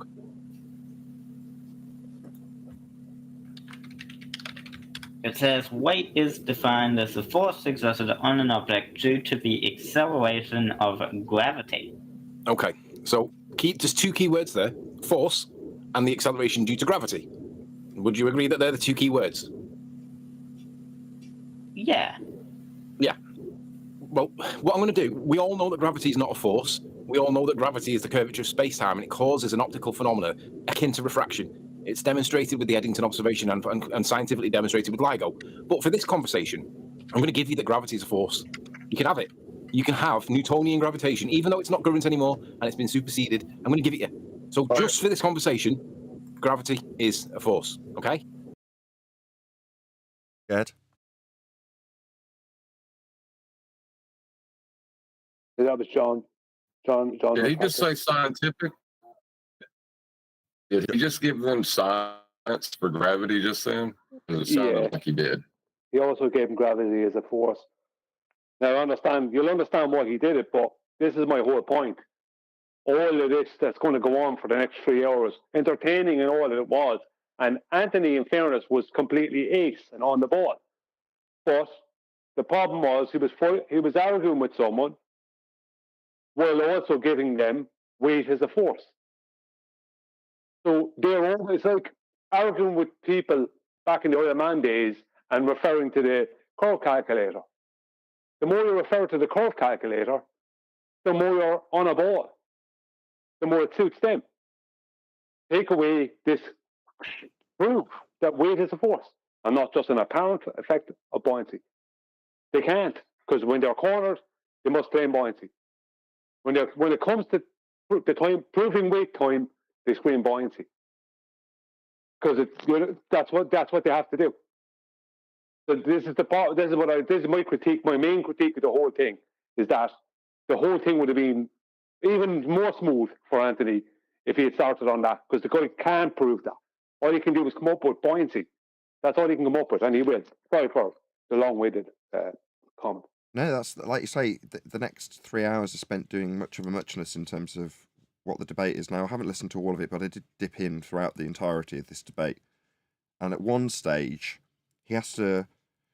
I gave Anthony a lot of props because he held him to task slightly shortly after this, maybe half an hour later down the line, when the guy just invents a definition for entropy, adjusts it so that it's just a concept. And Anthony calls him on it and says, well, let's see that. And he doesn't let go. He's like a dog with a rag in its mouth. He will not let go of it. And I was cheering for him to do exactly that from the audience and saying, keep going, keep going, keep going. Hold this lying baller scum to task on his blatant, outright lie. Because you've got to lie to be a baller. And when it comes to things that don't go in your favour in a discussion like this, they will and do, and he did. Just make up a definition. Just lie. Nancy's like, well, go on, Brian. No, sorry, you finished. No, that was it. I was just going to reiterate it again, so go ahead. No, I was just saying that I was 100% behind Anthony was doing that, and I knew he was. I just knew there's no way Anthony's letting that go. Anthony knew the guy was lying, and the guy was doing everything but present what he's being asked for. He won't. You'll hear it. He won't present it, and he never presents it because he is a lie. Because you know why? Because what that guy is doing is he's speaking slow and taking his time behind his words. No, I don't believe that it's because he can't speak at a more normal rate. I think it's because he's getting fed what to ask, how to deal with things. That's what and taking his time deciding on how he's going to respond because he knows he's cornered at times, blah, blah, blah. John, what do you think about his style to say, I give you that, I give you this, and he's maybe talking like a layer advocate for something. He has a specific style. And he's saying that all the time. Every time Anthony Rayleigh is talking, he's always talking about, okay, I give you that, I give you that. You can get, I give you everything about that. The gravity is real and everything's real. And then he's going on a ramp on this and that. What do you think about that style? That's just Anthony's nature because he's a trained solicitor. So in terms of when you're going back and forth before court, you'll be giving your opponent certain concessions, and there's a very matter-of-fact way when you just say, yeah, that's a win for you, when you're of that ilk. Anthony is of that ilk, so to progress the discussion, if there's something that he sees as reasonable to concede in all instances, because he's been through this palaver quite a number of times, I assure you, he'll just do it immediately. So in the case of giving them a force of Newtonian gravity, with a disclaimer that it's 108 years out of date, I might add, he does that for brevity and to move on quickly. Yeah, it can be confusing. It can be confusing for everybody listening. I agree. I totally agree. Let's just get this out in the bud. Yeah, I agree. On the point. I agree. I heard your point the first time. I should have just agreed as well, rather than disagreeing. I also agree with you, and I've had it out with Anthony on numerous occasions, which is to say, why are you conceding this? That's terrible. And over time, he has convinced me of his methodology. I've watched it in action enough times to know that there's a legitimization he can offer later down the line when he achieves his ends. And you go, oh yeah, that seems moot now. Yeah, it was. But at this point, when you just see it as a concession Anthony's giving up, it seems worse than it is. But it doesn't change Anthony Riley's style. This is a set piece for Anthony. Yeah, if it was a game of chess... But I was just pointing it out as... I was just going to say, I don't disagree or agree with how he's doing it. What he's doing is tying his hands behind his back, putting on a blindfold, and still fighting. Yes, that is another aspect of it. He's saying, strip me naked, take my sword away, and I'll still win. That's what he's doing by doing that. That is another aspect to it. Yes, that's correct. It's kind of a show of confidence. What if we put it onto a chessboard? He's sacrificing a major piece. Yeah. To improve his position. Yeah. So he can try and get a checkmate. He has a plan for checkmate, and it's okay to sacrifice that piece to get checkmate. I wouldn't sacrifice the pieces. I wouldn't do that. Neither would I, because it seems... If you say it like that, then I am with Anthony. That's a wonderful explanation. Then it's wonderful. The problem is that the queen in this instance, Johnny, is called gravity. It's the gravity queen that he's giving them. It seems freaking awful. Yeah, it can be dangerous. It can be dangerous, and it will take maybe too long. Trying. Well, just to agree with Johnny there, it can be dangerous, and I'll tell you why. Because Anthony has a plan in mind, but if he gives him gravity and that plan doesn't go in the way he needs it to go, and he can't steer it in that direction, then he can be in trouble. Not in trouble, but it's like he's back to square one, and he had already given him gravity. Now he's got to try and He take it didn't away. give him gravity. No. You don't listen closely enough. He did not give anything. He giveth and he taketh away, because he gave a number of disclaimers along with the concession, didn't he? Quickly came out of his mouth, just quick enough to be audible. But you heard, even though it's not been taught in schools and it's 109 years out of date, those are disclaimers. So if he has to go back round the reek into Newtonian gravity, which he may have to, it's dangerous. Not for Anthony Riley. He's been here for 10 years. Maybe 9. It doesn't matter. He's played this game 1,000 times. But I do have to acknowledge, Johnny, it looks terrible to the untrained eye, but we can easily defend him without him even being here because we know what he does. There is a fucking Don't swear. It's a charm behind it. I know. It's a charm behind it, and there's a kind of style, and that's Anthony's style, and nobody can play this style like he is doing it. He's just like a chess player, exactly. And it won't stop. Regardless, it won't stop me telling Anthony to do it differently and saying I object, and I've done that frequently. It doesn't. Anthony, I heard you tell him, "Do you really have to go this way?" I heard you say that to us. But still, I'm not. I'm doing that for your benefit to shut you up rather than to actually agree with you. Anthony's doing it in his way because that's how he does it. Anyway, right, D Rose, go ahead. Good day, gentlemen. I just want to say this: if gravity, they say, is a force, a gravitational force, which is what makes planes fall out of the sky and slam to the ground. People jump off of caves and smack to death to the ground, and makes rocks and dense things fall hard to the ground by force, because of the force, keyword force. Then why wouldn't something dense less, like gas, or let's say even a bubble that my child blows from his bubble blow, how come that doesn't slam to the ground due to the force? That's gravitation. That's where they look the stupidest. Or why doesn't the helium gas be, compressed or pushed down, being that force is something that makes something, the downward bias being a force. That's the case. Or is the fact of the matter is that those things that which are dense. Stop. We did cover this about 3/4 of an hour ago, just by chance. D Rose in the introduction run up to this. They've taken out an aspect of buoyancy. That's a downward bias in an air medium.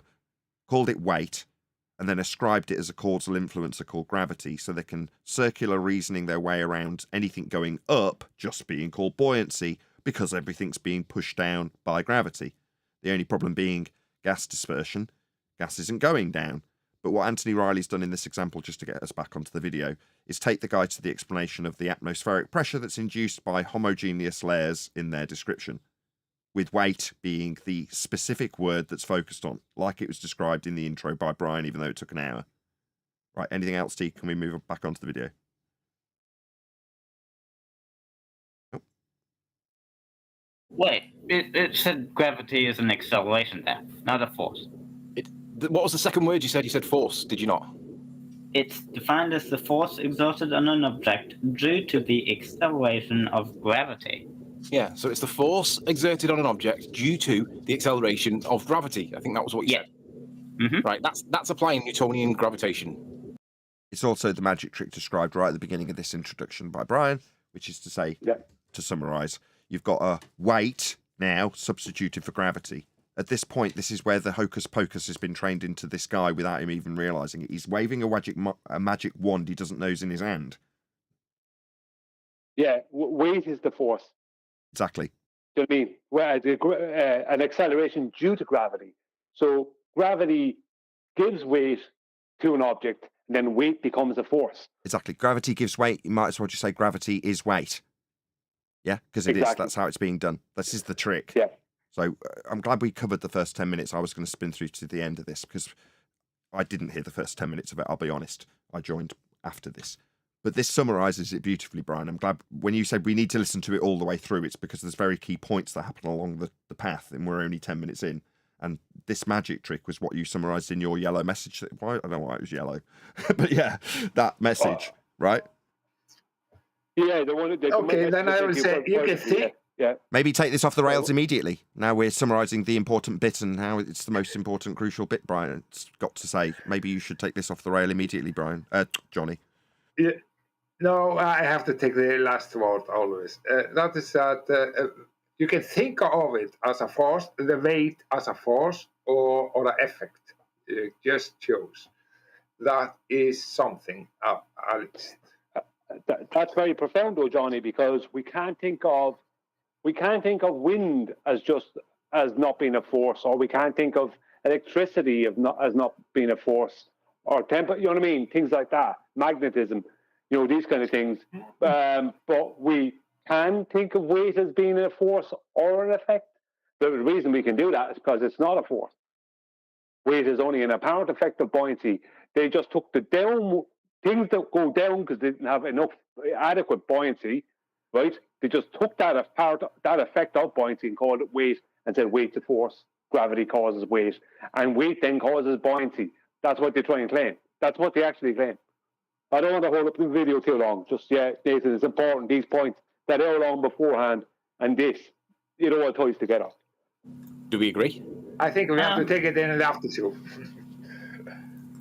Yeah. You don't sound convinced with your own model here. Come on, you need to be giving me more confidence that you know what you're talking about. Let's say. Pick a different one. Pick a different definition if you're not sure. I want you to be happy that I'm not cherry feeding or spoon feeding you in any way, that we're going in the direction that you want it to go and you're happy. Because if you're happy, I'm happy. That's John's, he's standing naked with no sword bit, isn't it? I want you to be happy with the definition that you're going to be going through the Socratic method. What Anthony's actually doing is dragging his opponent through the Socratic method, as I gave him props for earlier, but making it seem like it's for the benefit of the opponent. I like Anthony's style. As much as I object to many of the things he does within it, he's got a style, hasn't he? Happy, because when I'm ready to pull you apart, I will. But I want you to be happy first. Yeah. Can I interrupt there? Yes, it would be. Can you? Go ahead, Adam. It's totally irrelevant, but I've never heard that phrase before. I love Tony. I've missed him. Cherry feeding. I've heard of cherry picking, but cherry feeding, loved it. Loved it, Sleeping Warrior. Sorry. The Sleeping Warrior hasn't been around for a bit because I pissed him off on one of the shows when I rumpused him.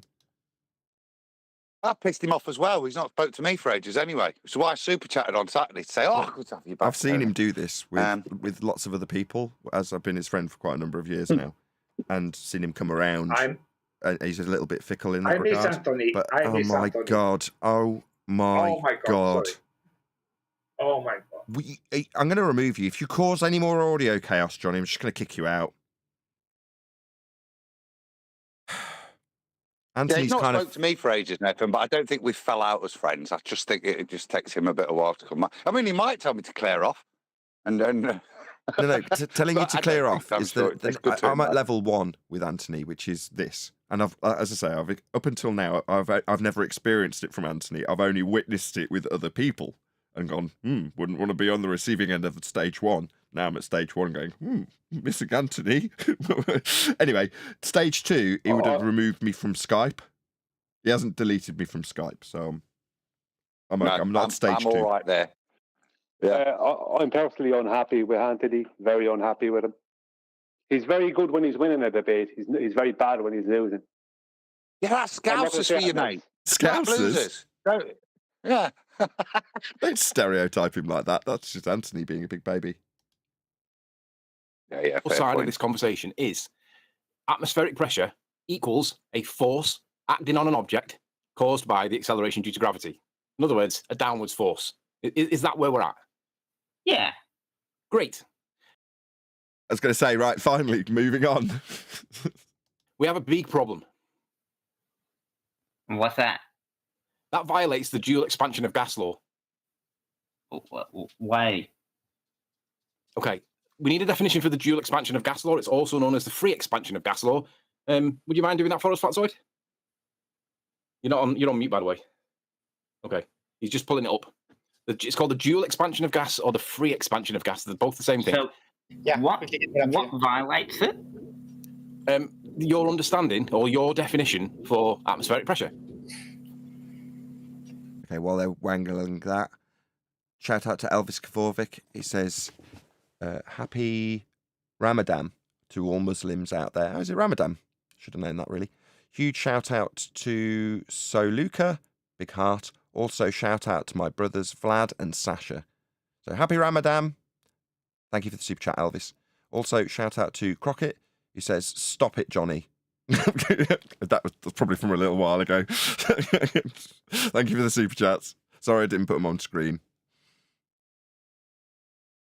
Would that be a thermodynamics one? Well, No, it's just a gas law. You've heard of what are the gas laws? The Boyle's gas law.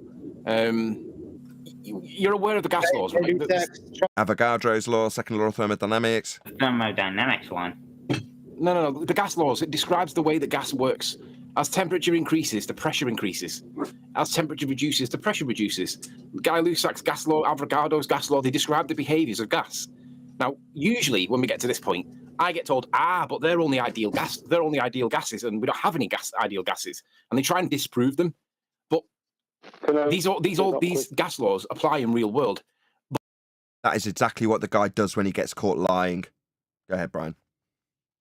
Yeah, just on this nonsense about, well, it is thermodynamics because the gas laws they're connected to it, but it's not. But besides that, this thing about that's only based on an ideal gas. Show me one gas in existence that doesn't adhere to what is laid out in the ideal gas law. Not one gas. It's not an ideal gas law. It's just gas law. No, none of them do. Yeah, there is no such. Well, they all do. No, none of them. No. Hold on, Brian. Let's just let Adam clarify, because he's about to point out that there is no behaviour that is like ideal gas behaviour. They're all going to be different, as opposed to all. No. They're all like it. They all behave in the same likeness. Yeah. But there's none that fit. But there's none that fit the universal gas constant number. So PV equals nRT. That number doesn't correlate to any individual gas. No, but it's overall. That's my point. There's not one gas that everything that's laid out within that PV equals nRT. There's not one gas that doesn't apply to. We're talking about concepts and language. What are they used for? What are we doing now? Why is it taking us an hour? Well, because we haven't got a concise enough grasp of the language to describe the things we're trying to describe to an audience with concepts and visualizations and various other ham-handed efforts to describe things. When it comes to things like PV equals nRT or ideal gas, you're talking about things that have simplified very complex things so that it can be understood by the layman. But that when you get the hyperspecificity and consistency of something like a description of a law of nature, people will come along and go, it doesn't apply because there aren't any ideal gases. You're like, no, you're going to criticise the eloquence of the simplification, so that you, me, and everyone else who reads it can understand it, by saying that the simplification of one gas to describe the behaviour of all gases doesn't exist in physical reality. Therefore, the simplification to give a concise description makes the description wrong. It's absolutely pathetic. It's also the basis of this baller's lie that he has to tell, because that description of that which occurs always, in this case gas law, defies his religious belief in a sphere in a vacuum. So he lies. Yep.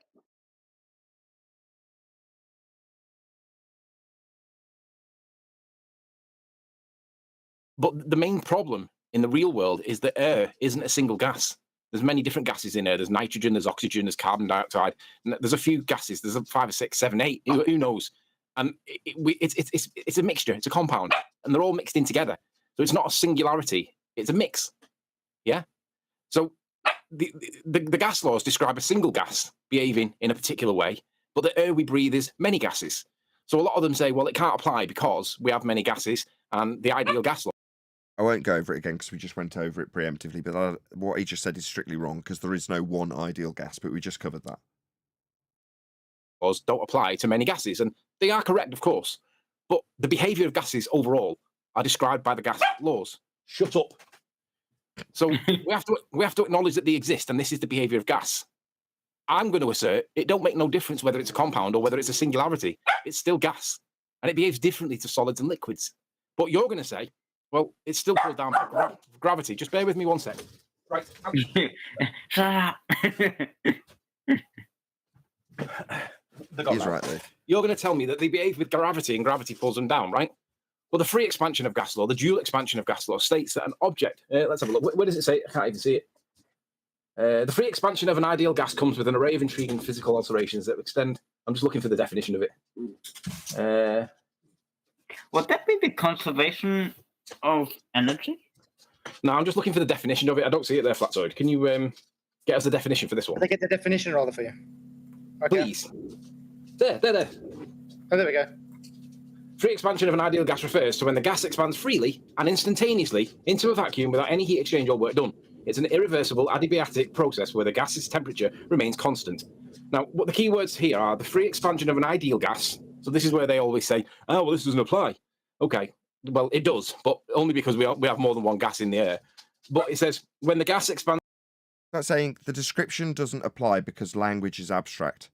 That's essentially how it gets summarized, this rebuttal from them.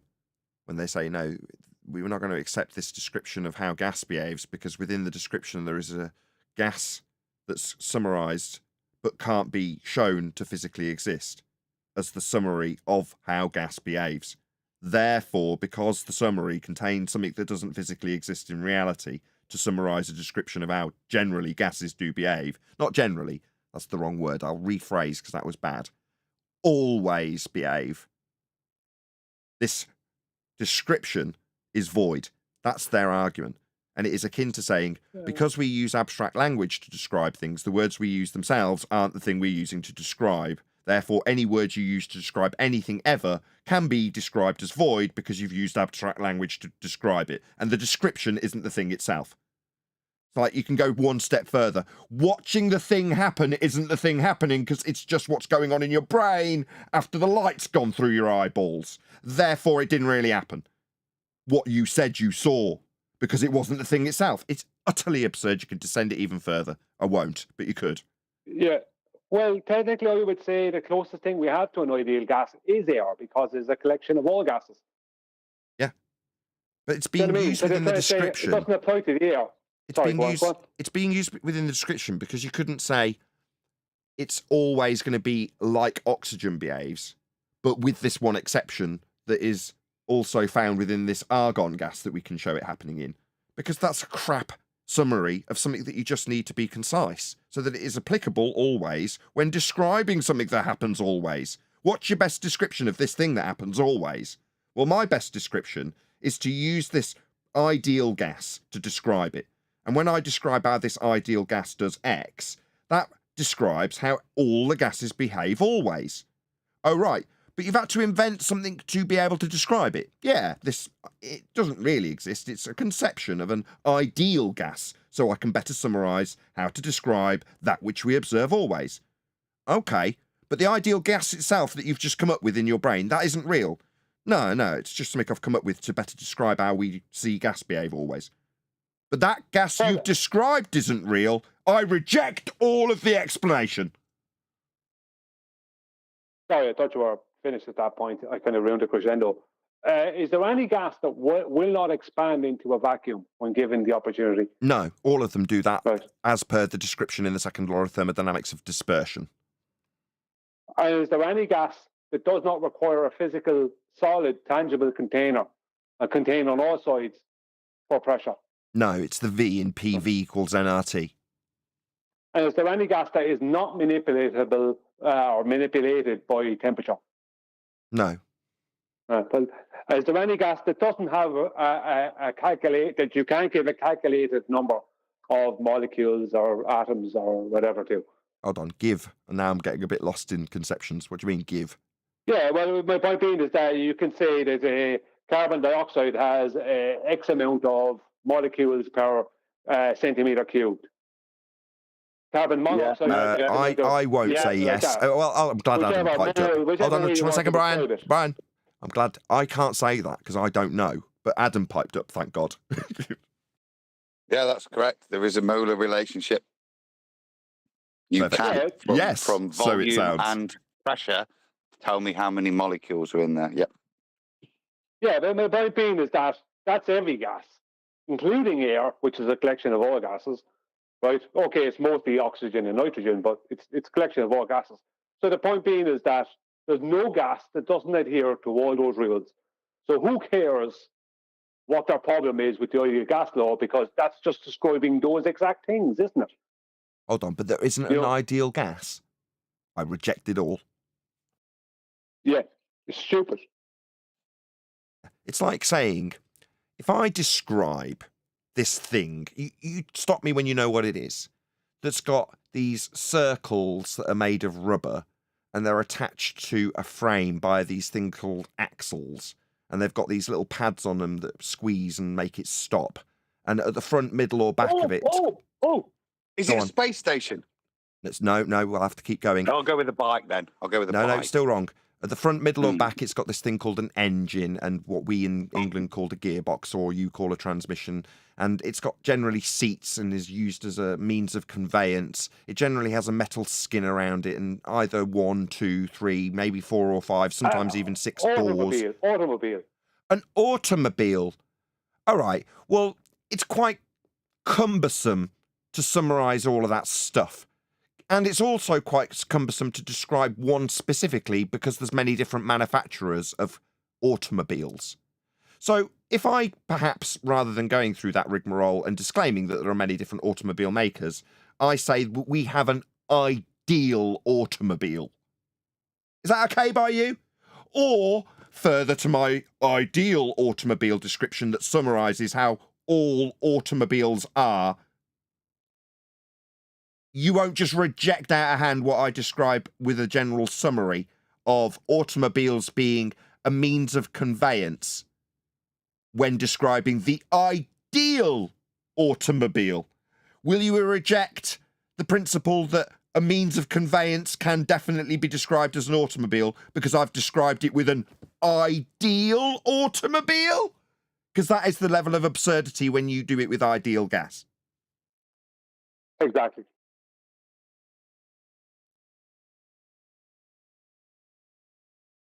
Expands freely and instantaneously into a vacuum, right? Well, you guys tell us that the sky is a vacuum, but the gas expands freely, not with the directionality of down, and it's instantaneously. Yet we have the gas pressure staying here. Now, even with gravity as a force, I'm going to give you gravity as a force, right? We all know it's not, but for this, we're going to give it you. The free expansion of gas law, gravity doesn't affect it at all. Did we all hear that? That's hopefully, I hope, that's as an influence of me. If you're going to do this, you've got to pepper it with a lot of disclaimers, Anthony. And there he is. We all know it isn't. It couldn't be any more overt. Love it. Anyway, but you're going to tell me that there's a downwards pressing on us because that's what's needed in your model. But in real world, the free expansion of gas law states clearly that it expands freely and instantaneously into a vacuum, which you guys tell us the sky is. Gravity doesn't apply to the gas laws. It applies in your model because it needs to. It has to.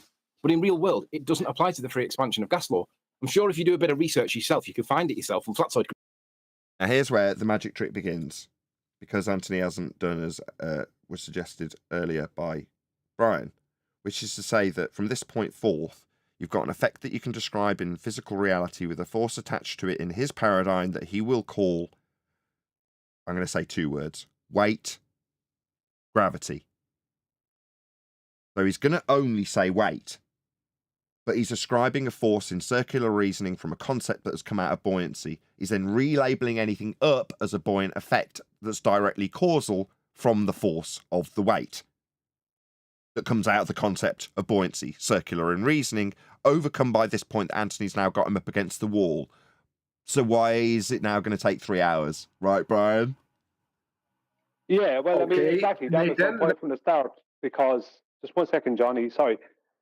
Because what they're going to say is if there's something going down, gravity. Is there something going up, gravity? Because they're going to describe gravity as the cause of what they're claiming to be weight, and they'll claim weight as a force, when it's just an apparent effect of buoyancy. And they're going to claim then that buoyancy is created by weight. Exactly. That's what they actually claim. Right? So they're going to be claiming gravity for either one. So if you're talking about down or up, and they say gravity, that covers down and up for them. When what they're actually trying to do is we'll just replace summarise the buoyancy. overcome and then get to Johnny. So overcome by gas filling space in an upward direction. So in all instances, including if you have a dielectric acceleration bias downwards. Go ahead, Johnny. Okay, we are talking about things of weight. Weight can be different in a different medium, and you have your weight. No, that's wrong. Not the same in a different medium. No, that's wrong. Because of something is changing it, but it doesn't change that it's just change of the weight. That's all. That's it incorrect. is. Let me just Not correct make you, it- Johnny. make it Please, so- I beg of you. I just want to correct you. No, weight doesn't change if you drop a scale into water. It's not weight anymore that you're measuring. Yeah, it's a concept that's specific to one set of circumstances. Solids placed on the balance or scale in air. That's what is very specifically the individual aspect of buoyancy taken out of a principle that's applicable to all sorts of different mediums, all sorts of different phases, all sorts of different matter. But it's taking one aspect in isolation and giving it a name and redefining what they need to claim for their ball, which is gravity, as weight in isolation. But it doesn't mean that weight changes when you change a medium. No, it doesn't. It's not weight anymore. It's always buoyancy. You can measure it. Never weight to begin with. It's just a measurement. It's just a measurement. You don't have to take it so literally. You have something to measure. That is about the measurement is weight. And you can have a concept for the measurement is not how weight, you Johnny. measure it. That's where you're wrong. In different. How can I be wrong? I cannot be wrong. Because the measurement you're making on what you're calling a weight scales is how much buoyancy is available. That's actually all you're measuring. How much buoyancy is available. Changing, and then you have a different something that you can measure because you are in a different medium. Yeah. Then you have a different state of measurement. That's all it is. But all of those measurements, different weight in a different medium. all of those measurements are all directly related to buoyancy. That's Brian's point. Weight is one hyperspecific example taken out of that example of buoyancy. That's what Brian's point is. You're saying, well, if I put it into a different medium, it's a different weight. But I'm not no, wrong. Because then you're taking what has already been ascribed as a downward bias, only labelled as weight, bastardizing the original definition of buoyancy. It's not going to be a fun conversation, is it? But because you are strawmanning me. You are strawmanning me absolutely directly. And you're not maybe understanding. You're saying the weight is different in different mediums. And I'm saying, by example, drop a scale into a pond and tell me that, well, the weight's different. Well, no, the weight's non-existent now because you're not touching the scale because the medium prevents it. Oh, right, so we really shouldn't be calling this just weight then because it's not just about the scale when it's got something on it in air because the scale's irrelevant when we plock it in water and float on the water. So what could we just summarise all of this with? Well, it's the buoyancy aspect. It might be less buoyant if it's a solid in air against a scale that has less buoyancy with respect to its medium. But we can, if we choose, ascribe that a title. Let's call it Newtons. Doesn't make any difference. It's still one extrapolated out aspect of buoyancy through non-stop interruption while I never get to make a conclusion when Johnny's decided he wants to buy bub. You are always talking and talking. And it's my show, dickhead. Right, that's it. Last chance. Johnny gets removed. You're going to appeal to me having a bloody show and taking charge of it. You just don't get to take part anymore. Get lost. Come back tomorrow. Sick of it. Straw manning you, my ass. You're not making an argument here. We're listening to a video. You mean what? We'll be straw manning your argument about ether that you haven't made yet? Yeah, we know. Yeah, this is a big problem for your ether claim that we're not letting you make. You can probably find it now. But the free expansion of gas law, gravity doesn't affect it at all because gases are all very volatile. They're full of energy. They're bursting with energy. And because they're so energetic, there's a lot of kinetic energy in them.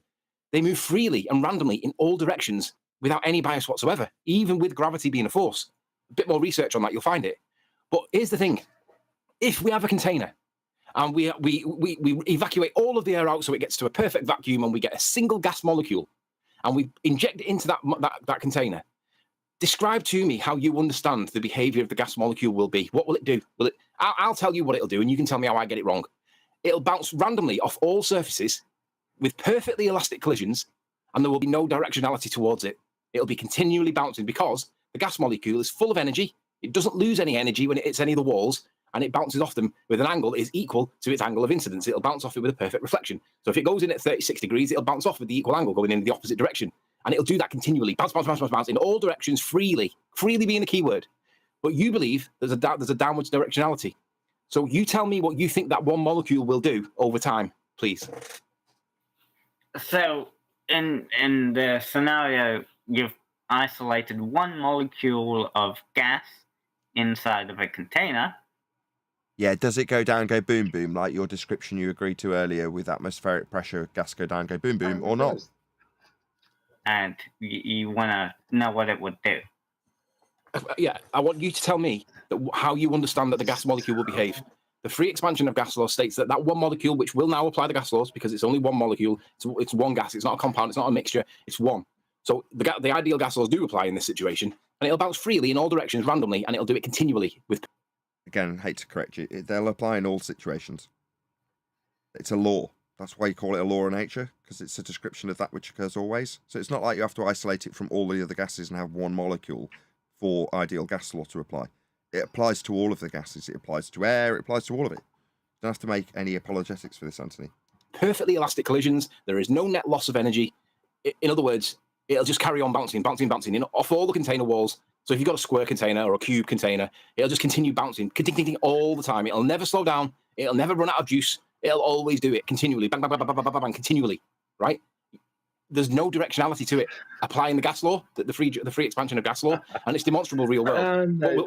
I want you to tell me how you understand it to be, because if there is a directionality of gas, then what? How does it change? So your question is like, if you were to isolate a single gas molecule in a container, would it move freely in all directions forever? No, I want you to answer the question I asked, which was, if you believe that there's a directionality of gas because it's got weight and it's being pulled down by gravity, which I'm going to give you. I'm going to give you that gravity is a pull. Describe to me the way that one molecule will work. Go on, Brian, make your objection. Well, he's giving weight. I mean, it all comes back to the same thing. Once you allow the person to have weight as a force, and they're not in a position where they have to actually prove that this weight is a force, like the weight is a force, then you're going to end up in this position. Anthony should have, in my opinion, if you're going to make that argument, you have to state, if you hold it at 20 degrees Celsius, you know what I mean? What will that gas molecule do? Because that guy will just try and say, well, if it's really cold, it won't do much. We start trying to red herring it and go into nonsense. But it doesn't matter. At the end of the day, it all comes back to the same thing. You're allowing that guy to have weight as a force without him ever proving it. And when he does go to prove it, the best he'll come up with is buoyancy.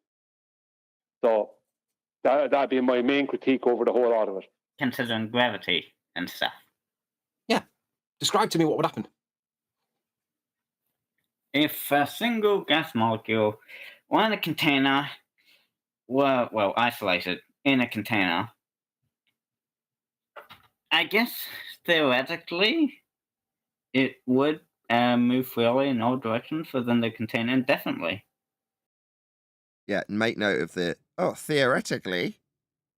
Yeah, because that's what he's going to lie about when he comes to defining it. He's already agreed to the definition. But now he's peppered it with this disclaimer. So if you think it would theoretically move in all directions freely, then you're denying that gas has got weight. Air has got weight, because you're saying that there's no directionality to it if you use the word freely. No, he's going to focus on the word theoretically, Anthony. But you don't know that, do you? Let me do it for you, and you tell me if I've got it wrong. Let me steel man your argument, right? And if I get it wrong, and you... Sorry, I'm probably coming in a bit premature, but this is a false dichotomy kind of the guy's setting up, because he's going to, what Anthony is trying to do here, he's saying that's just conceptual, but it is. which it is, while simultaneously trying to put his position as an actual. No, your position is purely conceptual also, mister. Your gravity and heliocentrism and globe, that's all conceptual as well. That's all just maths. And you think that I don't understand? You tell me how I've got it wrong and correct it. Let me try it for you. Okay. Okay. If I'm going to do it for you and say that there is a directionality of gas, then all the trajectories will all be curving towards the center of mass every single time. It'll go from one side to the other, and it won't be a straight line. It'll be a curved line bending towards the Earth. Then it'll bounce off, and it'll go towards the Earth or away from the Earth, depending on which angle it's hitting it at. But always, there will always be a curved trajectory towards the center of Earth because gas has got directionality because it's affected by gravity. Therefore, gas has weight.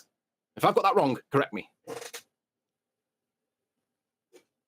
If you want for something to be perpetually in motion, there would be no external forces acting on the molecule or the system itself. Meaning no energy is added or removed from the system. So the behavior of the gas molecule would do. I mean, you're trying to tell me, did I steelman your argument well, or did I get it wrong? That's what you should be telling me. What he actually did was state the first law in a vague way, rather than responding to what Anthony actually said. No, you got it wrong. Okay, so correct me. So, if you were to have gas in a container constantly moving forever, there'd be no external forces. But there is an external force acting upon the gas molecule, so it wouldn't really move freely forever. So what would it would eventually lose its energy. Oh, so you think it runs out of juice? It runs out of energy, but they're perfectly elastic collisions, so it doesn't run out of energy. These things are very volatile. They're very they're very agitated. They're full of energy. Perfectly elastic collisions. They don't lose any energy. If it, like in theory, there it is again. So he's offering up a description that's describing how things occur always, and he's conceding with the word "in theory." Would move really fast. Yeah, Brian. Very quickly, Nathan, I won't hold much time, but that's why I brought in the 20 degrees Celsius thing earlier. Because you've got to preface and go through how a gas held at a temperature will continue moving at the rate that temperature gives it kinetic energy. So the point being is that you cool down the gas, it will move at less of a rate. You heat it up, it'll move at a faster rate. But the rate, if you hold 20 degrees C, the rate will always be even and it'll always be constant. That is true, exact temperature. It is actually moot, regardless of how true it is. And I'll tell you why. Because in all instances, in all examples, regardless of how cold you get it, the gas will still continue to move. Now, there is an argument, theoretically, this is hypothetically, that the gas would stop if it reached absolute zero. But you can't achieve that. So therefore... but see... Go on. I would see that the problem with that is that you're talking, it comes down to the phase change temperature of the gas then. Do you mean how many gases are not going to phase change? No. What I mean by that is, as the gas expands into whatever volume that's being described in this argument, it doesn't matter how slow you get the circumstances within whatever theoretical example you want to pose, the gas will still be moving and obey the laws that govern what it's going to do. In other words, you can say, it goes really slowly, in all directions until it hits the walls of a container. Yeah, it does, yeah. Yeah, I'm not disagreeing with that. I understand that. But the reason I've been bringing in the 20 degrees C part and the kinetic energy part was because, so he couldn't get to the point of saying, it will eventually slow down and stop. It's like, no, it won't. We've already covered that it won't be doing that. It'll be held at this constant temperature. Because the guy is trying to bring in, the gas will eventually slow down and stop. It won't. As long as it's a gas, regardless of the temperature, it will continue moving.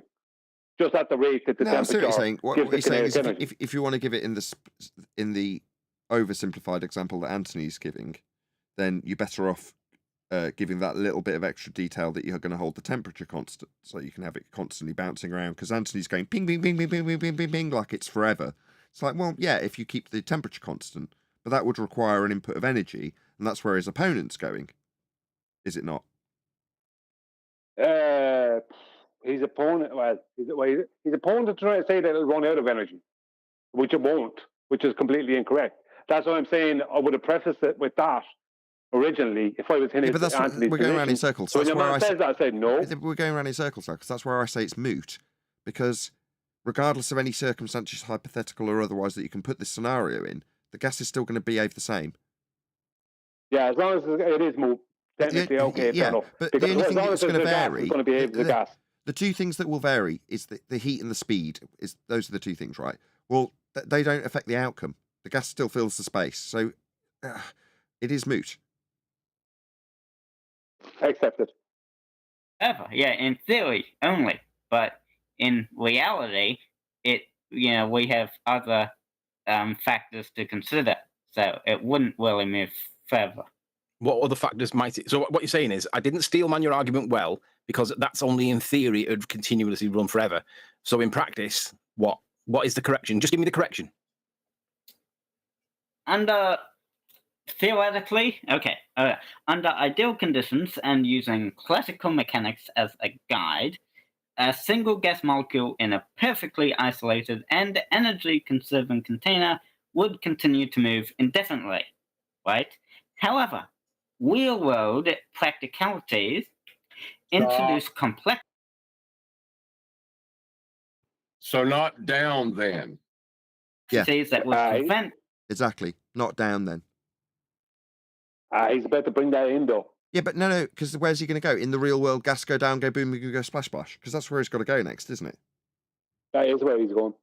This ideal scenario from being realized, underscoring the distinction between theoretical models and practical observations. Now, these aren't theoretical models, though. There's an ambiguity that doesn't need to be in place at this stage. They're not theoretical models. They're laws of nature. Descriptions of that which occurs always are not theoretical models. Your globe's a theoretical model, based on flat Earth measurements. It's a way of describing the stars' movements. That's a theoretical model. It doesn't exist in reality, and if you try and describe that it does, it becomes a reification fallacy. But this description of that which occurs always, that's not a theoretical model. It's a description of that which occurs always. He's taking it to theory so that he can get around it in his model. That's what's actually happening. He's looking to hijack reality is what he's looking to do. In physics. And what's physics? The study of the physical and natural world. Now, people mischaracterize laws of nature as physics. They're not. They're descriptions. Also, he said within classical mechanics, things go down, fall down, go boom, boom. He didn't describe that within his description. He said it would move freely and randomly in all directions. He done a little switcheroo there. Yep. Because in his classical description, it doesn't do that. But in Anthony's example, it does, which he concedes to. But he says that that's theoretical. Yeah. Okay. So what you're basically saying is the free expansion of gas law doesn't apply in real world. Correct? Did Anthony say the free expansion of gas law? Yeah, he says, you can give it a J if you want to learn it again. I'm pretty sure he said the free expansion of gas law. It's not just a misphraseology, because Anthony, in terms of his argumentation, doesn't believe that this applies always. He thinks because it's a description that has ideal gas in it, you have to isolate it down to a single particle for it to be applicable. He's wrong. It's a description of that which occurs always in all instances. There's an oversimplification with the descriptor of ideal gas. Doesn't invalidate the oversimplified and very eloquent description of that which occurs always. That which occurs always is still perfectly adequately described within this law. So to question your opponent on whether or not he believes that in certain circumstances the ideal gas law will apply, it's a law. It's a description of that which occurs always. This shouldn't be even on the table. It still does apply. Why are you questioning anything about it then?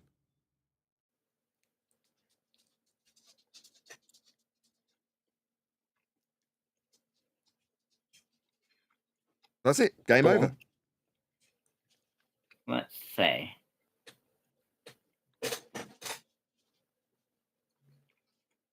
You know I want it at He's getting 1.25. fed. Sorry, Just give me. Go ahead. This is where you think he's being Just saying fed. oh yeah, he's being fed in the background. There's too many times when he's stalling, when he can talk if he wants. He's just taking his time to. Sometimes it's just to get what he gather his thoughts and think of a way he's going to get around what's being asked of him. Other times though, it's like it's obvious he's just stalling for time. What, He's like being fed something. obviously he's got it done by a different methodology, because when this last happened to Anthony Riley, he obviously had to go into the audio track, dial it right down, get rid of the background noise, and then you could hear Soundly giving his opponent tips. It's amazing. Well, he's getting it by text. That's how they do it now. They get it by text. You'll see it because they'll see him in other debates. Because they can't do it by audio anymore, because they know damn well we'll catch them. And we caught Soundly doing it, didn't we? Yeah, well, I mean, it's obvious that someone has. Go on. Did he just say that if this description of what we observe always apply? Yeah, that's why I just gave that little preamble. That in the if statement? Yeah, that's why I gave that little preamble. He's taking it to the hypothetical. No. And Anthony's losing to this, because in Anthony's mind, this description only applies when you isolate it down and get rid of all the other gases around one gas particle, making it applicable to describe thereafter that which occurs always. It's like, no, you don't need to take it out of the conception of the law and then put it back in again. It is just a description of that which occurs always from the off. But because he's got that little dance in and out of the law, the opponent's managing to take that to wrangle in his if statement. Well, if this applies, hold on, what if this law of nature applies?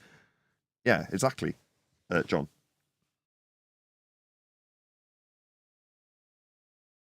Sick. While he's looking for that, I just want to say hi to everybody that just joined. Please hit the like, share the show. Really appreciate it. If you have any questions, and two.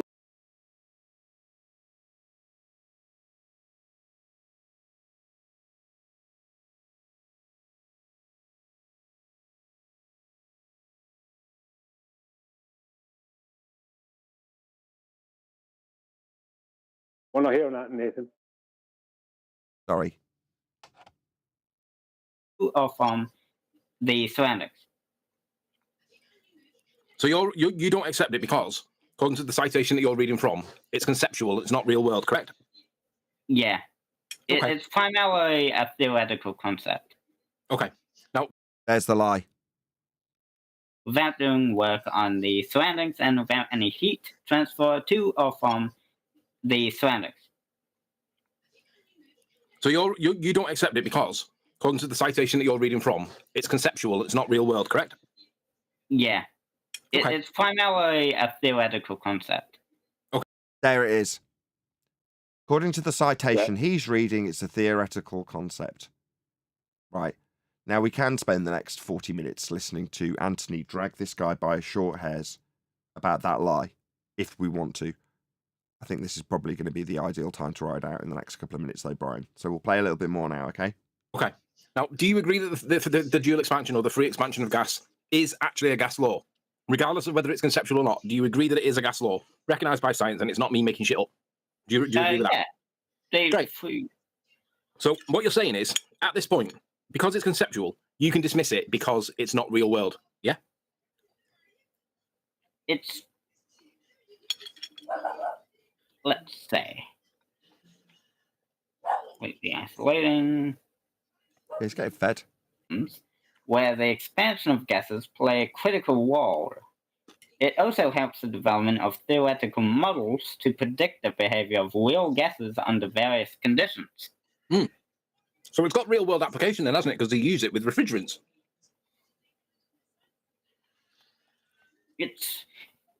Itself, the free expansion of gas itself is not labeled as one of the classical gas laws like Boyle's law, Charles' law, Gay-Lussac's law. I forgot. Yeah, well.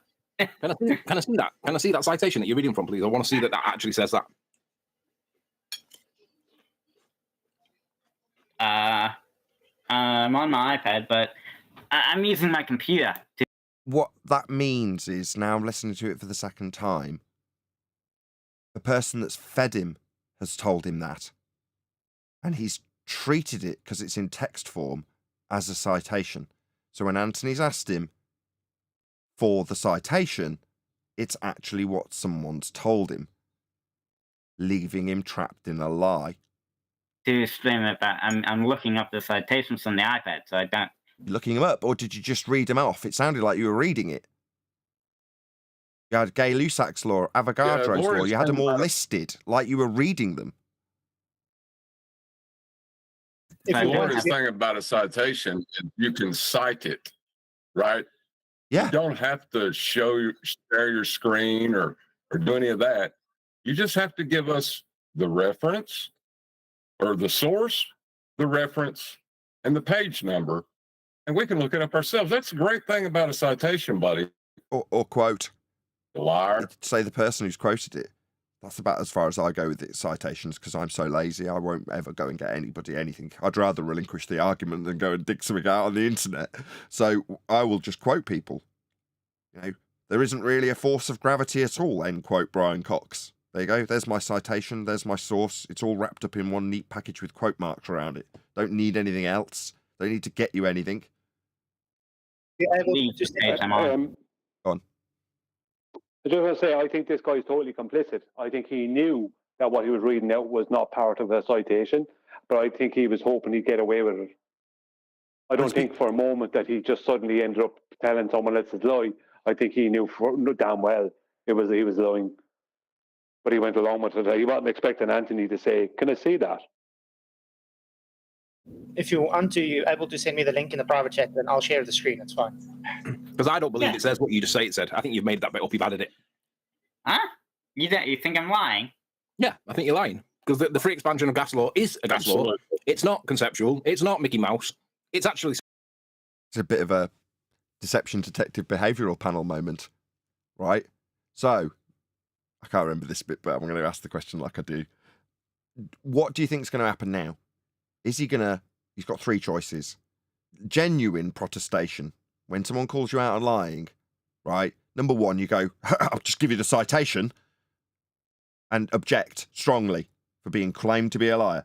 Number two, right? He can just do what he does at the moment, which is going a bit silent, you know, maybe a feigned attempt at justification for not being able to get it, things like that. Or, option three, he can feign overt objection, which is to say he knows he should object strongly, so he feigns that instead. We'll see which of the three he does. Option three. Go on. Option three, he's going to claim innocence and behave as if he's been insulted, but then not be able to produce the citation. That's kind of option two. Yeah, gotcha. Use it real world. I want to see what it says. I want to see that you've not misquoted it and tried to deceive the audience. I can read it again for you. No, I want to see it. If I was making it up, I probably wouldn't be able to read it. Oh, deception detective moment. If I were making it up, so what, you're going to invent a hypothetical scenario rather than say, I'm not making it up. This is my citation. Because it isn't, you're a liar. Now, I already know you're a liar. I spent a significant period of time pointing that out to the chat while you were talking in Flatsoid's chat. Over and over again. That you're a proven glurf liar. You gotta lie to glurf. But what, you're gonna feign exasperated misfortune at the hands of Anthony and give a hypothetical scenario for what you would do if you were lying? Perfectly, again, as I read it before. Just very quickly, John. He's saying, if I didn't have the citation, I wouldn't be able to read it back out again to you. Like, well, you could just be reading something that someone's after typing to you on a screen. You know what I mean? That doesn't prove you have a citation or that citation exists. Well, the thing is, Flatsoid, give him an out. He said, just give me the link or, just give me the link and I'll find it. Yeah, tell me how you came by it and I'll go and look for it for you. So you don't have to be Google searching. I'll do that for you. Yeah, Flatsoid did offer that, but it also put more pressure on him because now it's like, right, there's something in the air that we need to get put on screen or at least established and read out by one of us rather than just you, because that's Anthony's objection. Flatsoid's got involved, so now it's very much a tabled discussion point, which is bad news for him because he's lying. You can send it to me. Like I said, I'll share the screen. It's fine. Just send me the link in private chat. Screen share, it shows it. Or send us a link. It's on let's say Universal Primer. Let's see if we can dig this out, Flatsoid. But whilst no, they Flatsoid's doing can't. that, No. From this point, I think I'm happy to say, from this point on, you share the show link if you're one of my mods so that people can go and check it out from this point forth. 3101 is the timestamp from where we've got to, right? From here forth, there is an extended, drawn-out, constant request for this citation, which never materializes. And Anthony calls it. There is a point. Anthony draws a line and says, you're a liar, and we can only take it as that based on what's happened. And he doesn't let this go. He just keeps saying, no, we're gonna keep looking for it. No, what's that you say? It's this link. Okay, go ahead and type it in, Flatsoid. I'll do the same. There's long protracted silences where they try and dig it down and find it out and they can't. So then they're looking somewhere else and he can't quite understand why he hasn't got the thing that he's read out on the search that they've done. And it gets ever more embarrassing for the glurf liar. Because that's what he had to do. No, this law of nature's conceptual, says my citation. Let's have a look at it. What, you think I'm a liar? If I was lying, I wouldn't be able to read it. And so we go on for about 20 straight minutes, or however long it lasts. Go on, Brian. But it's very good what happens. I know you may not want to hear it now, but we should listen to it again tomorrow. It's very good what happens. And there's so much in this debate after that point. So much more comes into it. And there's things within this point. That the reason I wanted you to play it and why I want you to play it during the week and go through the whole debate right up to the last minute is because of the fact that the whole debate was actually the whole debate was based around the acceptance of weight as a force, or just the existence of weight. If something is only apparent, then it doesn't really exist, does it? The Coriolis effect. Is that a real force that really exists, or is it only apparent? Weight is like the Coriolis effect. It doesn't really exist. We imagine it to exist because we want to call everything that goes down weight and everything goes up buoyancy, when actually everything that goes down and up is all buoyancy. John, just say it because Johnny B is here. Therefore, it is not an echo chamber. There is a real discussion. There are people like me that's able to ask the right questions that you maybe not like or whatsoever, but it has to be taken over. People are asking. How dare you call it an echo chamber, Johnny? What's wrong with you? He's in the show making his objection and calling it an echo chamber as he does so. With that, I'm going to say if you are watching this on either Nathan Oakley 1980 or Nathan Oakley Programming Streams, then stay tuned as there will be an after show to follow.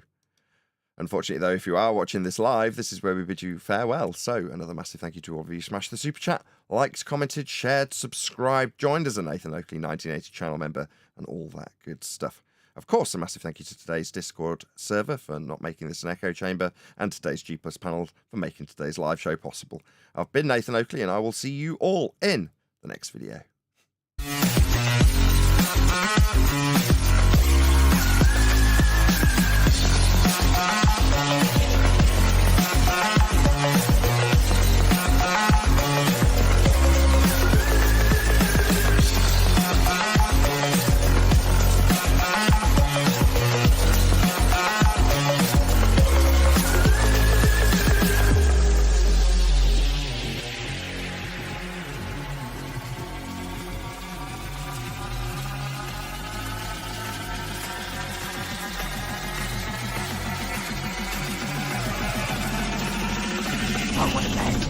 What a lovely day!